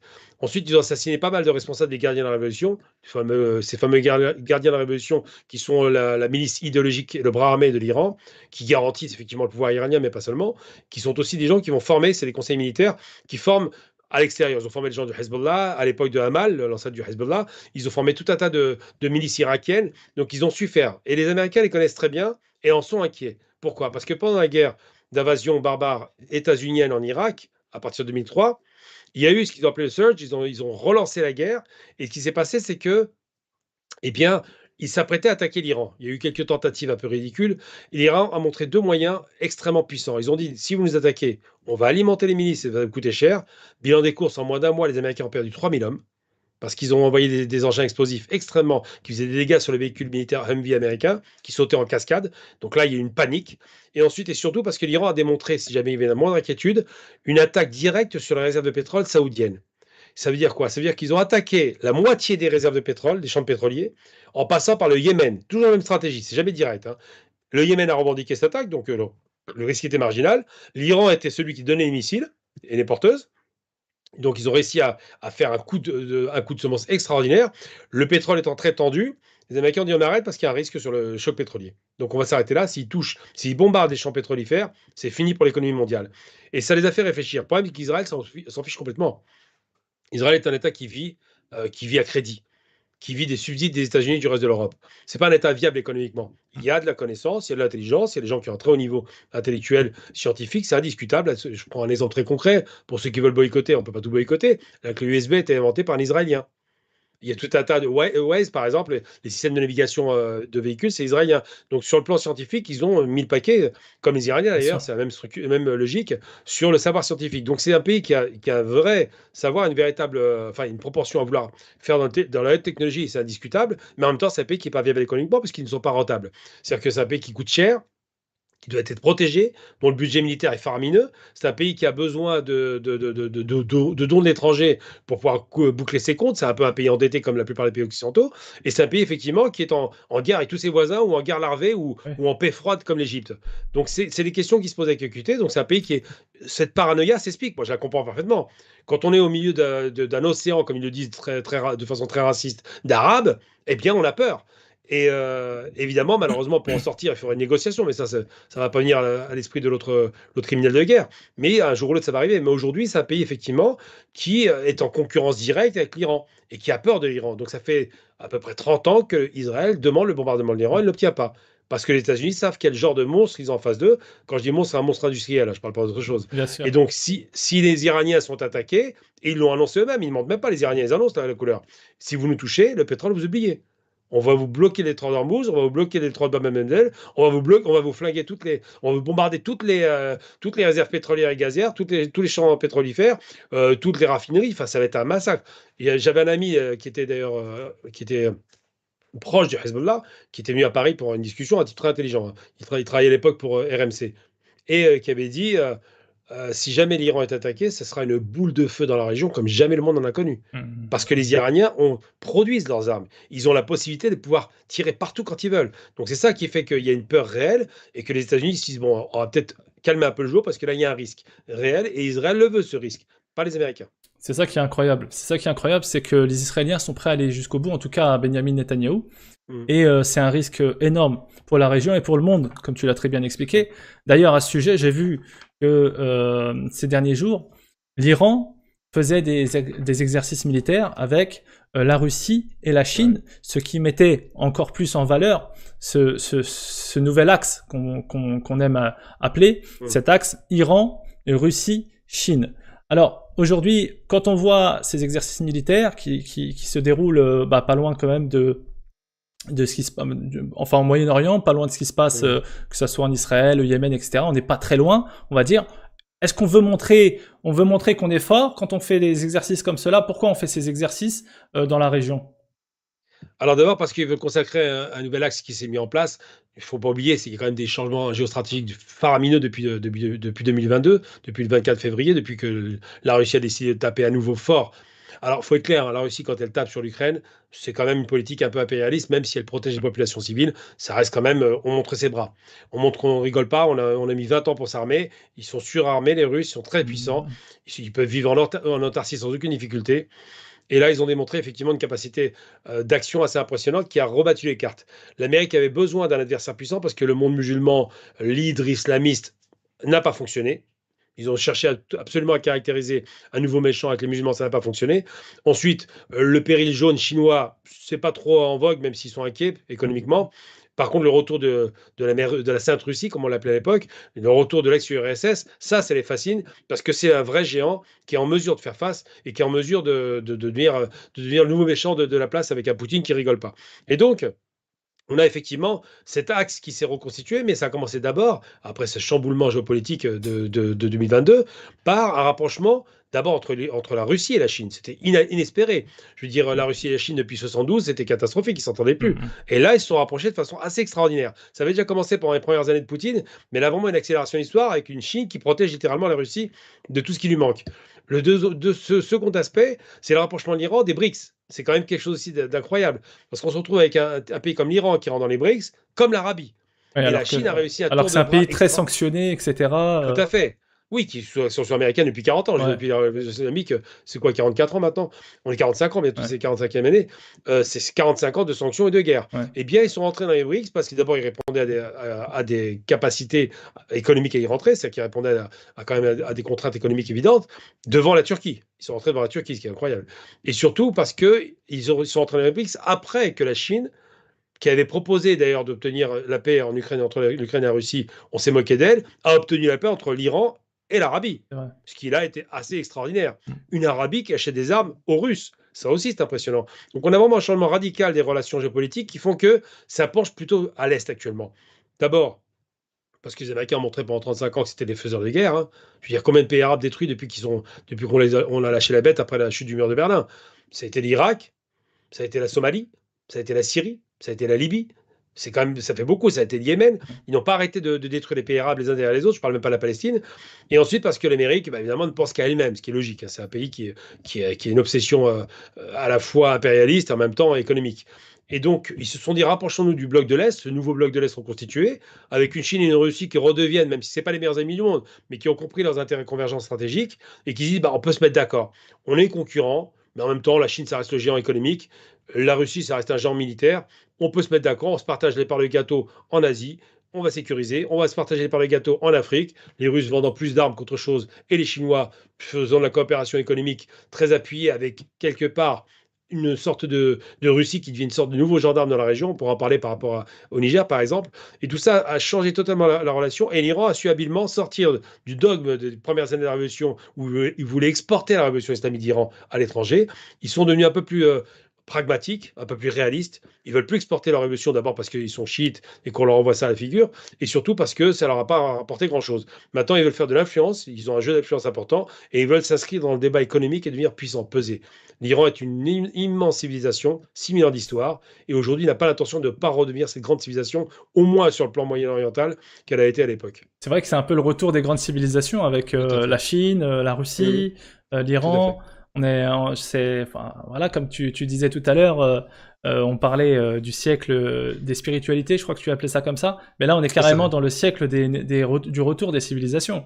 Tout à fait, hein. C'est Et c'est bien incroyable. de dire civilisation avant empire, parce qu'il y a un truc qu'il ne faut pas perdre de vue, c'est que les Russes ont été très peu impérialistes, même s'ils ont eu un petit empire avec le soviétique, mais c'est pas vraiment un empire impérialiste, les Russes, ils n'ont pas voulu trop s'étendre. Les Chinois n'ont jamais été impérialistes. C'est-à-dire que l'empire du milieu, comme on l'appelait, s'appelait empire et se suffisait à lui-même. Hmm. Il n'avait pas besoin du reste. À telle enseigne qu'ils ont tellement été puissants qu'ils avaient inventé les explosifs et les bombes, pas les feux d'artifice, hein, les bombes. Faut être très clair. Faut Hmm. arrêter de prendre les Chinois pour les imbéciles. Ils savaient très bien qu'un feu d'artifice, c'était une bombe. Mais l'empereur chinois a dit, c'est une arme démoniaque parce qu'elle ne laisse pas à son adversaire la possibilité de se défendre. Donc il a fait interdire cette arme. C'est dire un peu la conscience orientale qu'il peut y avoir. Là, on est en plein confucianisme, mais c'est vrai que c'est Hmm, hmm, extraordinaire. hmm, Il a le sens de l'honneur qui est resté dans ces régions-là. hmm. L'honneur, c'est pas occidental. Il faut des papiers pour avoir une preuve. En Orient, c'est la parole qui compte. C'est vrai. Et en Extrême-Orient aussi. Ouais. Et l'autre aspect important, c'est que on a parlé effectivement de la Russie, de la Chine et de l'Iran. L'Iran n'a jamais été impérialiste. L'Iran, il y a du temps de Darius, effectivement, sortait de ses frontières, c'est vrai. Mais l'Iran, au sens iranien du terme, au sens du siècle dernier, et de la révolution islamique, n'a jamais voulu étendre ses frontières. Donc, c'est des pays qui on reproche beaucoup de choses, mais on ne peut pas leur reprocher leur volonté hégémonique et impérialiste. Impérialisme peut-être économique, c'est possible, hein, pourquoi pas. Mais ça, c'est le jeu de l'économie Bien sûr, mondiale. bien sûr. Mais pas militaire et encore moins expansionniste. Quand on voit justement la montée de ce bloc, on va dire de l'Est, hein, je sais pas si on peut dire ça comme ça, Mhm. avec la Russie, la Chine, l'Iran, et puis on a vu aussi également carrément la Corée du Nord fournir des munitions à la Russie. Quand on voit ce bloc-là qui se crée, je lisais dans les commentaires, est-ce qu'on n'est pas en train justement de créer un équilibre dans le monde entier qui empêchera justement ces invasions ou ces massacres qui ont lieu ces Mhm. 20 dernières années au nom de la guerre contre la terreur. Alors oui, ça c'est intéressant parce que l'équilibre existait, on appelait ça l'équilibre de la terreur, donc cette fameuse guerre froide, qui était souvent d'ailleurs des conflits de proximité, par proxy, on passait par tel ou tel État, on se faisait la guerre en Asie, en Afrique, le Vietnam ou l'Angola, mais je parle du communisme contre le capitalisme, Ouais. hein. Mais cet équilibre de la terreur, qui est quand même inquiétant, c'est quand même les bombes atomiques, 6 000 têtes nucléaires, 5 000 de l'autre côté, enfin, on peut faire exploser 60 fois la planète avec ce qu'on a. Cet équilibre de la terreur garantissait quand même qu'il n'y ait pas de guerre sur le théâtre direct entre la Russie et les États-Unis. Aujourd'hui, ce qui est inquiétant, c'est qu'effectivement, il y a une volonté de, pas d'être commis-gérant, mais quand même d'alimenter une guerre en Ukraine qui est perdue d'ailleurs, on le sait très bien aujourd'hui, et en même temps d'affronter l'ogre russe. C'est comme ça qu'on va, ou l'ours russe. On choisira ce on veut utiliser comme appellation. Et ce retour d'équilibre, parce que le problème d'un monde déséquilibré où tout était favorable aux Américains, Ouais, c'est qu'ils écrasaient tout le monde. absolument. L'ultralibéralisme, les guerres à profusion, ça n'a pas arrêté, c'était l'horreur. Et donc, ce rééquilibrage des forces, qu'elles soient économiques et politiques, permet d'envisager, alors qu'on n'est plus sur le clivage capitalisme, socialisme, hein. Mm. On est sur un autre clivage. Moi, j'ai envie de dire que le bloc de l'Est reconstitué, parce que c'est quasiment ça aujourd'hui, est un bloc de l'Est qui a une dimension libérale, pas ultralibérale du tout, libérale, avec un contrôle de l'État. C'est-à-dire que les Russes, quand on a vu les oligarques débarquer, ils ont resserré très rapidement la vis, parce que ces voleurs qui volaient les richesses de la Russie ont été mis en prison, et que l'État a refait main basse sur les richesses du pays, qui ne doivent jamais, et en aucun cas comme en Algérie, comme dans d'autres pays civilisés comme l'Iran, ne jamais être privatisés. Le pétrole, le gaz, les minerais, c'est des richesses d'un pays, pour un peuple, Mm, c'est pas les richesses pour un oligarque. Donc les Russes ont revu leur copie. Les Chinois contrôlent beaucoup le capitalisme. Ils ont mis aussi des oligarques en prison parce que la Chine communiste, ex-communiste en vérité, qui est une sorte de mix des deux, depuis Deng Xiaoping qui a développé ces fameuses zones économiques spéciales pour remonter le niveau de la Chine en voyant bien la chute du communisme, eh bien, cette Chine a quand même choisi, comme on voit en Algérie, ce qu'on appelle un double standard.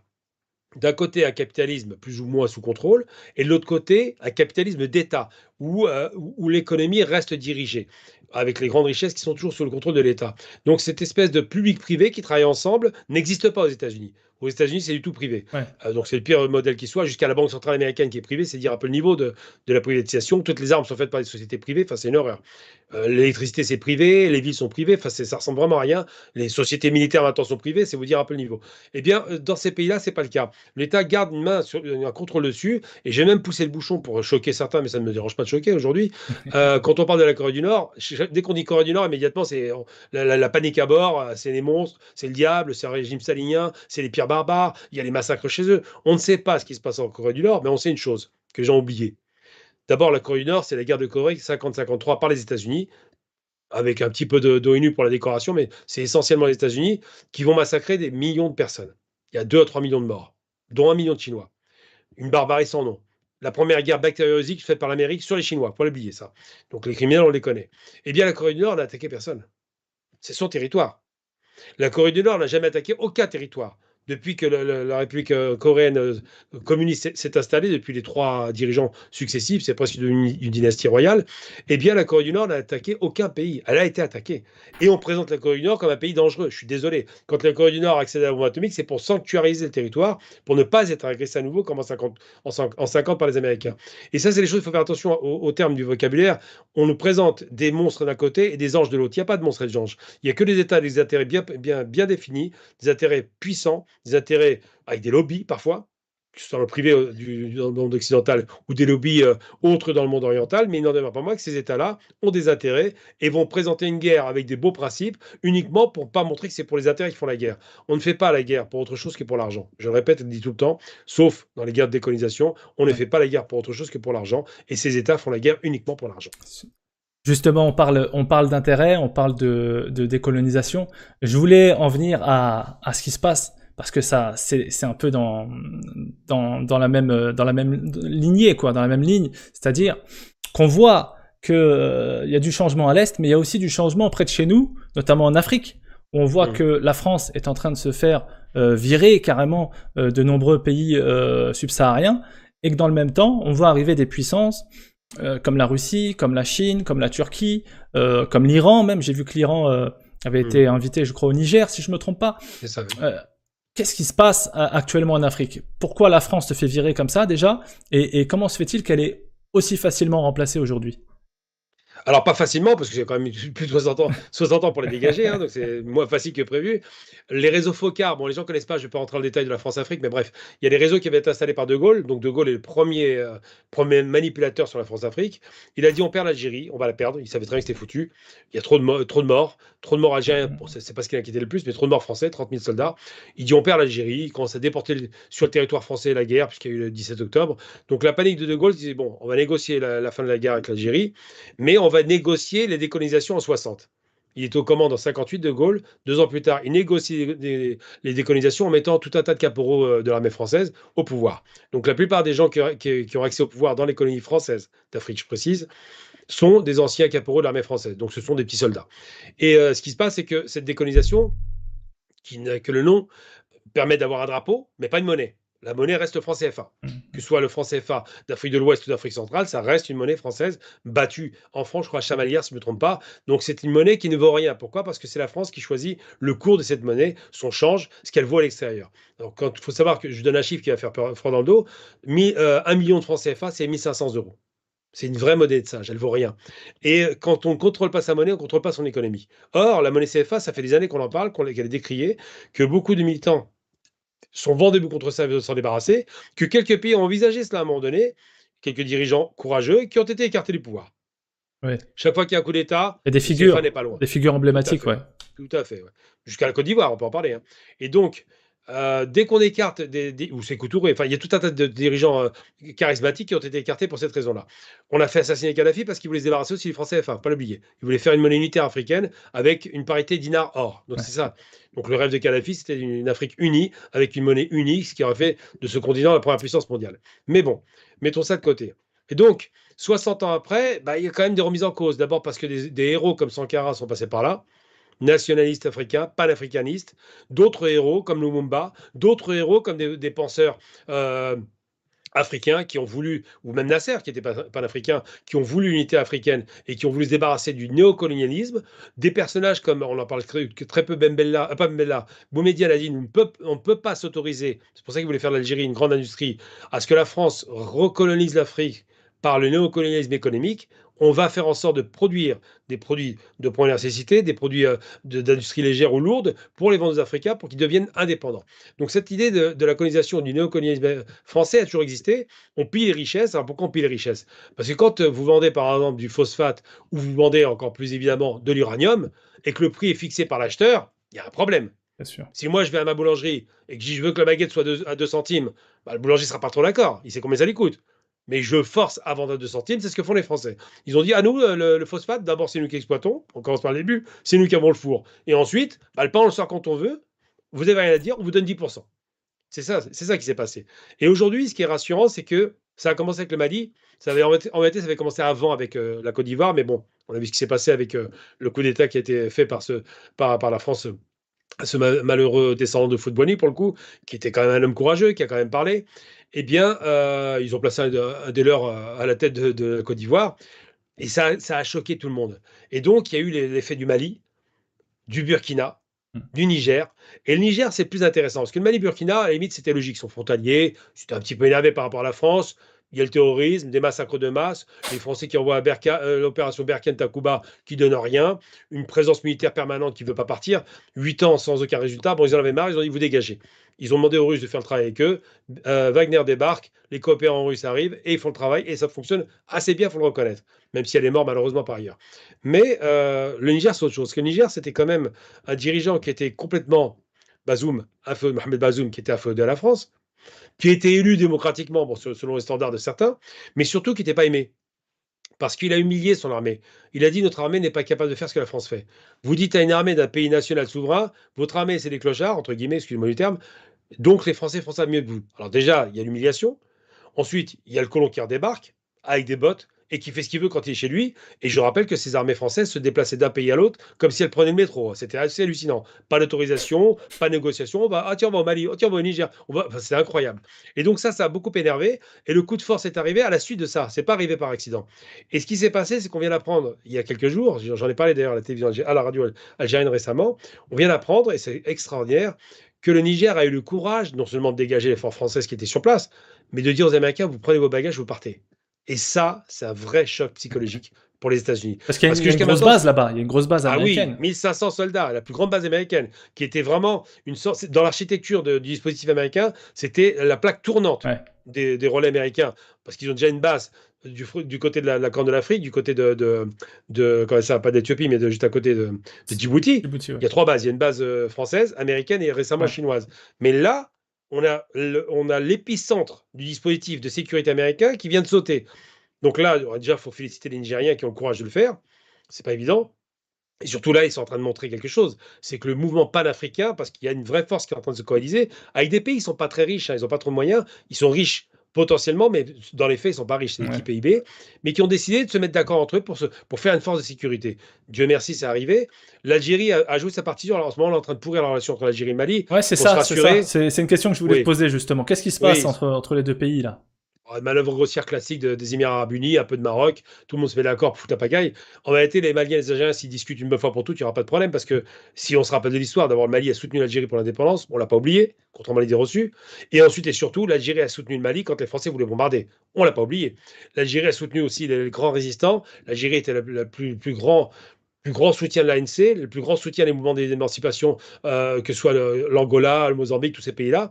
L'Algérie a soutenu effectivement l'interdiction de survol de son territoire et surtout interdit qu'on aille bombarder le Niger. C'est l'Algérie qui a Ouais. la première partie. Donc la question de dire que l'Algérie aurait des visées expansionnistes ou une volonté de déstabiliser est ridicule. Mais ça a été porté par des idéologues, des propagandistes. Et il faut que chaque Algérien réponde aux Maliens. Nous sommes vos frères, ce n'est pas discutable. Ce que je fais moi très bien, je parle avec une députée malienne. Je lui dis ne tombez pas dans un piège, il est grossier. Nous devons rester unis, nous sommes tous un même peuple. nous sommes africains. Il faut vraiment se mettre dans la tête, on n'est pas des blancs, contrairement à l'idée reçue, on est africains. On a toutes les couleurs chez nous, mais on est africains. Et Dieu merci en Algérie, l'Afrique, elle se voit. Donc c'est une question qui se pose avec acuité, mais c'est vrai que ce panafricanisme qui est en train vraiment de jaillir littéralement dans la région, qui vraiment, moi je vois Sankara, quand j'entendais ses discours, c'était une fierté, c'est 87 son assassinat. Et quand on voit que la plupart de ces coups de force sont faits par des nationalistes qui sont régionalistes et en même temps intégrationnistes régionales, chapeau. Et donc cette question-là, évidemment, aujourd'hui, pose problème à l'Occident parce qu'ils se rendent compte qu'ils perdent le fil, parce qu'ils se rendent compte que depuis 2022, il y a une alternative, d'abord chinoise, on le savait déjà, mais surtout russe, qui peut garantir effectivement la coopération, parce qu'on s'est rendu compte que quand la Russie est intervenue en Centrafrique, ils ont évité la guerre civile, et Dieu merci, on partait sur une guerre civile monstrueuse entre les musulmans, les chrétiens, les balakas, les anti-balakas, c'était une horreur. Eh bien, les Russes sont arrivés et ont empêché cela. Ils ont même empêché l'assassinat de Touadéra, donc c'est quand même pas mal. Et tout ça pour dire qu'aujourd'hui, on a l'alternative de se dire ce monde rééquilibré, on en parlait tout à l'heure, Ouais. qui reprend un équilibre à l'Est, permet de pouvoir choisir son partenaire. Ça ne veut pas dire qu'on doit virer manu militari les Français ou les Américains, mais s'ils veulent venir, ça se négocie en gagnant-gagnant et plus dans ce rapport néocolonialiste écœurant qu'ils ont toujours un peu trop eu l'occasion de placer de force dans les pays africains qui étaient malheureusement dans une situation difficile. Et justement, à ce sujet, quand on voit justement cette montée du panafricanisme, pardon, on voit aussi que la France est complètement dépassée. On voit que Macron ne sait plus comment faire pour garder son arrière-cour en Afrique. On voit que petit à petit, comme tu l'as très bien expliqué, il y a petit à petit des nouveaux pouvoirs qui se mettent en place et qui s'ouvrent à l'Orient notamment. Hein. Et justement, à ce sujet, quand on voit tous ces pays qui peuvent s'ouvrir comme tu l'as dit, à la Chine, j'ai dit tout à l'heure à la Turquie, à la Russie, etc. Quel est l'avenir pour cette Afrique où on voit une grande démographie, on voit maintenant une ouverture vers ailleurs que la France. Quel est l'avenir pour le panafricanisme pardon, et pour l'Afrique? Bah, le panafricanisme, c'est un beau rêve qui était caressé depuis très longtemps. C'est pas nouveau. Hein. Il y a Ouais. beaucoup d'idéologues avant qui l'avaient déjà envisagé. Je vais même aller encore plus loin. Une chanson toute simple. Hein. Bob Marley, Mm. Africa United. Voilà. Ouais. Déjà, rien que cet homme qui vient des Caraïbes parlait de l'Afrique unie. C'est dire à quel point c'est ancré dans le cœur des Africains. Et c'est ce qui devait être fait parce que la colonisation a créé des frontières qui n'existaient pas. Le peuple africain a navigué de nord au sud, est en ouest. Je veux dire, quand j'entends parler, par exemple, la guerre entre l'Algérie et le Maroc, ça n'a pas de sens. Mm. C'est le monde arabo-musulman. Mm. C'est la même civilisation. Il n'y a pas de différence diamétralement, si c'est pas politique, il n'y a rien d'autre. Et donc, les frontières n'existaient pas de toute façon, c'est réglé. Mais le panafricanisme a un grand avenir devant lui parce que si ces révolutions, j'appelle ça des révolutions, pas des coups de force militaires, aboutissent, et s'ils réussissent à refaire main basse sur leur richesse, bon, on vient de voir le Sénégal par exemple, c'est passé par les voies démocratiques. Mais qu'est-ce que disent ces dirigeants sénégalais? Sonko et puis le numéro 2, je n'ai pas retenu son nom malheureusement, ça va revenir. Ça finit par faille, mais ça va revenir. Qui est devenu président. Ils disent quoi? Nous allons renégocier les contrats. Les contrats de la honte, où il n'y gagnait rien, où c'était l'adversaire qui prenait tout. Comme je disais, c'est lui qui fixait le prix de la baguette. Et bien là, c'est renégocié. Il a dit, nous ne serons pas en rupture, mais nous renégocierons parce qu'on ne doit plus défavoriser, on doit être un peu gagnant, c'est le minimum quand même. Sûr. Et il a un discours, il dit qu'il n'est pas l'Africain de gauche. La gauche, c'est pas anodin. Ce panafricanisme a déjà existé à gauche, on le sait déjà. Nasser était un panafricain aussi. Il était aussi panarabiste, mais panafricain. C'est pour dire que c'est vraiment très ancien cette idée-là, parce que l'Afrique, quand elle a fait sa révolution, quand ils se sont débarrassés des colons, quand ils se sont battus, eh bien, ils se battaient en s'aidant, en s'entraidant. Il y a une véritable interaction. Et l'autre question, c'est la question bon, on a parlé de la Chine, de la Russie, de l'Iran, évidemment, et de la Turquie. On a échappé à une catastrophe en Éthiopie, pays, ça a été dit à l'instant, c'est le deuxième pays le plus peuplé d'Afrique après le Nigeria, 102 millions d'habitants, je crois. Eh bien, ce pays a failli subir une guerre civile après être sorti d'une première guerre entre l'Érythrée et l'Éthiopie, réglée par l'Algérie. On peut les féliciter pour le coup. Je joue un peu nationaliste hein, sur le coup, mais Bah écoute, hein, s'ils ont fait le boulot, ils ont fait le boulot. ça, ouais, c'est ça. Et là, on peut dire merci à la Turquie qui a vendu les Baytar, ces fameux drones, Ouais, qui ont réussi à détruire la colonne militaire qui se dirigeait vers quand même pas à la n'importe où, capitale. Addis Abeba, Ouais. le siège de l'UA plutôt. Eh bien, ils ont réussi à les liquider et à ramener. Alors, c'était un massacre, malheureusement, comme toujours, hein, c'est une guerre. Mais la Turquie a participé de la stabilisation, alors que parfois, elle n'est pas forcément, stabilise pas forcément partout, mais elle a participé de cette stabilisation, comme en Libye d'ailleurs. Il faut reconnaître que les Turcs, Ouais. sur la question libyenne, ont été à la hauteur. Eh bien, j'allais dire simplement qu'effectivement, aujourd'hui, on a un continent panafricain qui est en train d'éclore, que l'Union africaine, ça a un sens, que la libération, le soutien du Nord, l'extrême Nord, l'Algérie, de l'Afrique du Sud, extrême Sud, ça a un sens et que c'est ce destin commun, s'il réussit à s'articuler, si on réussit à avoir une banque centrale, par exemple, si on réussit à avoir une monnaie unique, si on réussit à avoir une armée commune, si on réussit à développer, comme c'est actuellement le cas, ils ont développé, il y a 5 pays africains qui développent un programme spatial pour aller dans l'espace. Si on réussit toutes ces interactions, on aura quelque chose d'extraordinaire. Mais il faut sortir de 2 pièges. Premier piège, c'est le régionalisme nationaliste bidon, ça c'est pas bon. Et deuxième piège, c'est le racisme fabriqué par l'Occident. Il n'y a aucune différence entre un Algérien et un Sud-Africain, aucune. Si ce n'est peut-être culturellement. On mange pas forcément la même chose, on n'a pas forcément la même religion, mais humainement, c'est le même peuple. Il faut jamais perdre ça de vue, parce que si on n'a pas la fierté d'être africain, si l'Algérie ne s'inscrit pas dans son africanité, comme elle le fait dans la berbérité, comme dans l'arabité, comme dans la turquicité, je vais utiliser un terme que je vais inventer, si elle ne fait pas ce travail-là, même son côté espagnol qui existe, on voit Oran, c'est espagnol, si on ne s'inscrit pas dans ce monde intégré, culturellement riche, qui a fait qu'on est devenu puissant parce qu'on était mélangés, on n'y arrivera pas. Et l'Afrique doit se sentir une et indivisible. Et dès qu'il y a un problème en Afrique, il faut négocier, il faut en sortir par le haut. Mais c'est vrai que la dernière bonne nouvelle, le Sénégal a vu naître un président panafricain qui est passé par les urnes. Donc ça veut dire que le peuple sénégalais est panafricain. Diomaye Faye, on me l'a dit dans les Tu vois, commentaires. Faye, Merci, merci. Je crois que c'est Salah désolé, j'ai Hadine. oublié. Merci. Ouais, c'est super parce que, ouais, comme tu l'as dit, en plus, ça s'inscrit maintenant même dans une vision, voilà, comme tu l'as très bien dit, par exemple, au niveau du Sénégal, on est dans une élection. Au départ, le candidat pro-français, on va dire ça comme ça, veut retarder les élections. On demandait s'il allait pas même carrément les bloquer. Puis finalement, le peuple sort dans la rue, il est obligé de les maintenir, et le candidat panafricaniste gagne. Et voilà, c'est tout un symbole, je trouve, pour cette nouvelle Afrique qui est en train de voir le jour, et ça fait vraiment plaisir. Je voulais... Bah, c'est un symbole à plus d'un titre, d'ailleurs. Je Ouais, rebondis vas-y, parce que vas-y. c'est important. J'ai eu l'occasion de le dire à la télévision récemment et je suis assez content parce que j'ai fait des connexions comme ça assez rapides, ça m'a fait plaisir, qui étaient assez pertinentes. Sur 3 époques différentes, sur 3 environnements différents, sur 3 géographies différentes. J'ai dit, on a un homme, Diomaye Faye, justement, qui arrive à la tête de l'État alors que 10 jours avant, il était en prison. Et on a vu ça 3 fois en Afrique, de Incroyable. façon évidente. On l'a vu avec Bembella, qui était en prison et qui se retrouve à la tête de l'État algérien. Et on l'a vu avec Mandela, qui fait 27 ans de prison et qui se retrouve à la tête de l'État africain, C'est vrai, sud-africain, c'est vrai. libéré. Donc, c'est-à-dire que ces hommes-là ont souffert de leur chair et deviennent les symboles de la direction d'un pays éclairé, on espère. Et effectivement, cette idée que des hommes, des anciens prisonniers en Amérique du Sud, comment on appelle ça, le malheureux qui est mort malheureusement, c'était Venezuela. C'était, j'ai Venezuela, plus son nom. Chavez? Ouais, Chavez, Ouais. Hugo Chavez a fait de la prison avant d'être président. Ça quand même, ça donne une certaine dimension à ces hommes-là qui sont, voilà, pour le coup, qui sont vraiment intègres, qui ont été jusqu'au bout de leur combat et qui ont finalement été victorieux. Et j'espère beaucoup du Sénégal qui devienne une sorte de, parce que c'est déjà un havre démocratique, on le sait depuis 63, il y a toujours des élections, il y en a eu 12. Bon an, mal an, on se passait plus ou moins bien avec les candidats souvent de la France. J'ai envie de dire que Macky Sall, c'était pas forcément le plus panafricain, loin s'en faut. Mais là, aujourd'hui, on a quelque chose d'intéressant. On a une voix qui doit être entendue parce qu'elle risque d'être assez extraordinaire sur le plan idéologique. Super Gamal, franchement, superbe entretien, je te remercie vraiment. Je vois tous les commentaires là, tout le monde est très content de ce que tu nous proposes aujourd'hui, donc moi aussi je suis très content.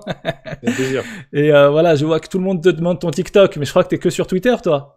Non, je suis partout, je suis sur les réseaux, mais c'est vrai que j'ai des comptes partout, mais j'interagis très peu. T'alimentes pas Parce que d'abord, toujours. c'est compliqué, je travaille à côté, et puis Ouais. si je dois taper mon téléphone, j'en sors plus. J'étais obligé d'arrêter les notifications. C'est vraiment. Il n'y a que sur Twitter où je réagis un peu comme avec toi. Tu Voilà. m'as contacté en message privé, mais sinon, en général, j'ai du mal à répondre parce qu'il y a trop de messages. C'est compliqué après. C'est vrai que tu communiques pas trop sur l'actualité sur tes comptes Twitter, mais t'es plutôt intervenant dans les médias pour justement éclairer un peu sur les situations un peu partout. Et donc les amis, moi j'espère qu'en tout cas Gamal reviendra pour nous aider aussi à nous éclairer, à nous apprendre plein de choses comme aujourd'hui, parce que franchement aujourd'hui on a vraiment profité de ton savoir, Gamal, on a Merci, c'est profité, gentil. on a fait un tour important du monde, hein, on a fait un tour du monde presque. Ah ouais, c'est le tour du monde. C'est magnifique, ça, c'est vraiment sympa. J'ai vu que tout le monde était très content, bravo. Moi, je te lis un peu les commentaires. Merci beaucoup, on a beaucoup appris avec vous. Gamal, c'est quoi son nom complet? Gamal Abina. Top, top. Ah oui, revenez Gamal. Donc voilà, Gamal, tu seras obligé de Ah, revenir. c'est cool. Tu seras obligé de revenir. Ouais, on va organiser ça, mais il faut juste. Moi, j'ai beaucoup de radio et de télévision, c'est Ouais, vrai, mais quand il y a des jours fériés comme aujourd'hui, c'est un peu plus facile. C'est pour ça que je t'ai dit. C'est pas que j'ai précipité, c'est que je savais qu'il y avait un jour férié que je travaillais pas. ouais. Mais à côté de ça, j'ai une entreprise. Et puis même sur Twitter, je réponds souvent à l'extrême droite pour rigoler, parce que ça me fait rigoler. Ils sont tellement ridicules que ça devient un gag. Mais j'ai un défaut, c'est que j'ai pas le temps. Ouais. Donc j'utilise un moyen facile, je réponds par reconnaissance vocale, Mm. ce qui fait qu'il y a des fautes à dormir debout qui passent, des fautes de sens ou des fautes d'orthographe, et j'ai pas le temps de les corriger. Donc c'est vraiment le côté un peu paresseux parce que je travaille à côté, parce que je suis très investi sur l'Algérie, parce que je travaille beaucoup sur... Ouais. là, je vais travailler sur l'opération d'export avec les Algériens, parce que je pousse tout le monde à investir dans son pays d'origine, qu'il soit algérien ou autre, hein, c'est pas la question. Moi, je Mm. suis très là-dessus, je suis très ancré sur les questions il faut prendre ses responsabilités, il faut investir sur la production industrielle, l'export, l'agriculture, et à côté de ça, bah, ça prend beaucoup de temps. Donc ça me laisse que très peu de temps. J'ai vraiment une fenêtre de tir le soir dans les médias, mais le reste du temps, je travaille toute la journée, donc c'est très compliqué Bien pour moi sûr. Ouais. d'interagir. Ouais, je comprends très bien, je comprends très bien. Mais on essaiera quand même de, de Oui, avec t'avoir, plaisir, pas de Gamal. problème. Ça fait Avec plaisir, plaisir. franchement, parce que là, je vois les commentaires. Super, hein, merci de tes conseils. Il y a des applaudissements. Donc voilà, Gamal, merci en tout cas. Prochaine fois, mettez un modo. On avait des sionistes au début. Oui, après, Non, j'ai. non, faut les laisser parler, vraiment. Voilà. Faut pas faire de la censure, parce que la censure, c'est pour les faibles. Quand on est fort, on répond. Voilà, les amis. Il y a le replay qui va être disponible donc sur YouTube, parce que je vois qu'il y a beaucoup de gens qui me demandent le début et Hmm. qui n'étaient pas là. Donc c'est vraiment un plaisir. Le prochain live, c'est quand bah, écoutez, on va essayer. Gamal là me dit qu'il est pris, mais je vais l'harceler pour qu'il revienne, pour qu'il puisse. Non, on s'arrangera, on trouvera un rendez-vous. On va Voilà, trouver un ça fait rendez-vous. plaisir parce que je vois que là, il y a beaucoup de gens qui t'ont découvert. Et voilà, oui, s'il te plaît, bravo, bravo, merci, Sahid pour votre intervention. Quelle est votre chaîne YouTube? Donc la chaîne YouTube, comme j'ai dit, c'est Sami Z. Là-dessus, vous retrouvez le replay, Inch'Allah. Ok? Puis s'ils veulent voir les interventions, moi j'ai plus de, Ouais, je crois, genre 1000 ou 1500 émissions maintenant derrière moi, je ne sais même plus les compter. Mais j'ai une chaîne de sauvegarde que je ne travaille pas du tout, hein, je balance les vidéos à la ouais, sauvage, il n'y a pas de référencement. C'est sur le MDC, le mouvement des droits civiques. Donc là, il y a un YouTube où il y a des d'accord. interventions, parce que je n'ai pas dit rapidement, je n'ai pas dit au départ, mais je travaille en permanence avec France Maghreb 2, avec Beurre FM. Je suis reçu pour à peu près une fois par semaine chez Morandini Live. Je suis reçu 3 à 4 fois par semaine sur AL24, avec Canal Algérie, avec tous les médias algériens, quoi, tous les médias de masse, chaîne 3 et tout ça. Donc là, je suis beaucoup intervenant sur l'Algérie. Je suis reçu en permanence sur RT en français, donc la version russe de RT France. Je suis reçu sur RT arabique aussi. Je suis reçu sur TRT. Enfin, il y a beaucoup de médias comme Ah ça ouais. qui m'invitent assez régulièrement. Al Jazeera, évidemment. Donc ça, là, je mets des sauvegardes comme ça rapides. J'ai même fait une télévision récemment d'Azerbaïdjan. Ça m'a fait rire. C'était sympa d'ailleurs. Mais c'est un peu ces médias-là qui me reçoivent. Les Français, moins, parce que j'ai fait à l'époque Le Pen, ça avait cartonné, mais je voulais pas faire télévision. Donc j'avais refusé toute proposition, parce D'accord. que ça m'intéressait pas du tout en réalité. Puis après, on m'a un peu gavé. Au bout d'un an, j'ai fini par accepter, mais c'est vrai que c'était compliqué parce que, comme je dis, j'ai un travail à côté. Et quand on me voit dans un média, après, ça me grille un peu sur mon travail, ce qui fait qu'aujourd'hui, je suis obligé un peu de me cacher ou d'envoyer mes collègues pour pas être confronté, parce que dès qu'il y a quelqu'un qui vous reconnaît, c'est immédiatement en dérive sur la politique, et ça, Bien sûr, c'est pas pro. bien sûr, Donc bien c'est vrai que sûr. c'est le truc qui fait, voilà. Donc en gros, on me trouve là-dessus. Donc je suis sur France Maghreb tous les lundis, sur Beurre FM tous les jeudis soirs. Là, c'est le matin parce qu'il y a le ramadan, mais après, c'est le soir. Et puis le reste du temps, sur AL24 News, par exemple, je suis presque 200 émissions chez eux. On me voit tout le temps en Algérie, je suis très connu, mais c'est plutôt là-bas que je suis connu. Comme on dit, l'adage, on n'est jamais prophète en son pays, entre guillemets, hein. C'est terre d'adoption. Mais chez nous, en Algérie, c'est beaucoup plus simple, en réalité. Bah, c'est vraiment bien. Bah écoute, au moins comme ça. Donc est-ce que tu peux redire la chaîne YouTube? Alors, elle s'appelle le Mouvement des droits civiques. Mouvement des Donc, droits civiques. et même cette émission-là, je vais la récupérer et la Super. poster avec ton accord sur cette Bien chaîne. sûr, bien C'est une sûr. chaîne de sauvegarde, elle n'est pas travaillée du tout, Ouais, il n'y a aucun référencement, mais on me trouve dessus. Il y a très peu d'abonnés parce que je ne fais pas de travail, parce que je ne suis pas du tout un YouTuber, hein. C'est de la ouais, sauvegarde pure et dure. J'ai pas le temps, je vais mettre quelqu'un bientôt qui s'est proposé pour travailler un peu ça, mais j'ai vraiment pas le temps. C'est des trucs. Le côté YouTuber, ça n'a jamais été mon métier, ouais, ça ne sera jamais, quoi. ouais, je On comprends, ne je verra jamais comprends. avec une caméra, devant la caméra, parler aux gens. Ça, je trouve ça ridicule, ça m'intéresse pas. Dans Ouais, un débat, une ouais, discussion, oui, mais pas tout seul comme un crétin. Je trouve ça ouais, c'est je très comprends. prétentieux en plus. Bah C'est en comme tout les conférences, j'ai du mal avec les conférences, c'est ouais, pareil. oui. Bah oui, mais J'en ai c'est fait une dans dommage. ma vie et j'ai beaucoup de mal. Ouais, c'est difficile. Parce C'est que dommage. je trouve ça prétentieux. Moi, j'ai un respect pour les conférenciers et j'aime pas me prétendre conférencier. C'est un titre qui est quand même assez lourd à porter. Donc, autant discuter, ça va. Échanger, oui, mais la conférence, très cérémoniale, avec la Ouais. petite table et les verres sur les côtés, non, c'est pas du tout mon truc. Je comprends, je comprends. Il y a Salah Haddin qui dit: dites à Tebbout de nous faciliter notre retour en Algérie. Alors là, on va travailler. Là, c'est bien. Là, il me fait plaisir. Salam alaikum pour commencer. On va travailler sur. Je travaille avec des Algériens qui sont dans l'économie, hein, essentiellement. On va faire une plateforme. Il y a des facilitations, mais elles ne sont pas connues parce que l'Algérie, on a un défaut, les Algériens, on ne sait pas communiquer, on est vraiment très mauvais. Et ça, je le dirai quand j'irai là-bas. Mais on va faire une plateforme pour l'investisseur. Non pas pour ramasser de l'argent, ce n'est pas le but de l'opération, même si plus tard, s'il lui donne un peu, tant mieux, ce n'est pas le problème. Ce qui nous intéresse, c'est de faciliter l'investissement en Algérie à l'export. Ce n'est pas vendre des produits d'ici vers là-bas, c'est vendre des produits de là-bas vers ici parce qu'on fabrique de tout maintenant en Algérie. Contrairement à le dire reçu, l'économie en interne est très diversifiée, mais à l'export, elle est peu diversifiée. Et il faut mettre le paquet sur l'export parce qu'ils ont produit. Et donc, Tebboune a fait le travail, qu'on veuille ou non. Moi, j'étais dans le Hirak, donc j'ai pas de honte à dire que je me suis battu contre l'ancien système. Là, il y a un système qui a un petit peu migré, qui est un peu mieux, largement même. Et ils essaient de faciliter. Maintenant, c'est du travail, l'administration est difficile, il faut du temps, il faut être patient. Mais une fois que vous avez passé ce stade-là, il n'y a pas de plafond de verre. Si quelqu'un veut devenir millionnaire en Algérie, il faut bosser, c'est tout, il n'y a pas de secret. Et en même temps, s'il est millionnaire, c'est qu'il enrichit son pays. Donc c'est une pierre deux coups. Et nous, on va travailler sur cette plateforme, on va la populariser, j'en communiquerai régulièrement dans les médias pour que les gens la connaissent, qu'ils aient les outils pour investir, qu'on leur facilite au maximum l'acte d'investissement, de telle sorte que le pays devienne, c'est notre objectif, notre rêve, la première puissance économique en 2030 en Afrique. C'est ça le but. Donc c'est très ambitieux, c'est pas prétentieux, c'est réalisable, mais il faut se battre pour parvenir à cette réussite. Et ça ne se fera pas sans la diaspora. Nous sommes la diaspora, nous sommes algériens, nous allons travailler pour l'édification d'un pays puissant, qui soit fier et qui soit un véritable exemple pour le reste du monde arabo-musulman et africain. Je te remercie Gamal pour ce mot de la fin qui était voilà, qui a bien conclu je trouve cette émission. J'espère que donc on pourra se revoir les amis, j'espère que on va pousser Gamal à revenir participer aux émissions, même si je sais que maintenant qu'il est très pris. En tout cas, c'était un plaisir Gamal de t'avoir. Merci et j'espère qu'on se reverra bientôt. Bye bye, prochaine inchallah et Salam alaikum. et sahaf tolkom, oui. Allez, bye bye.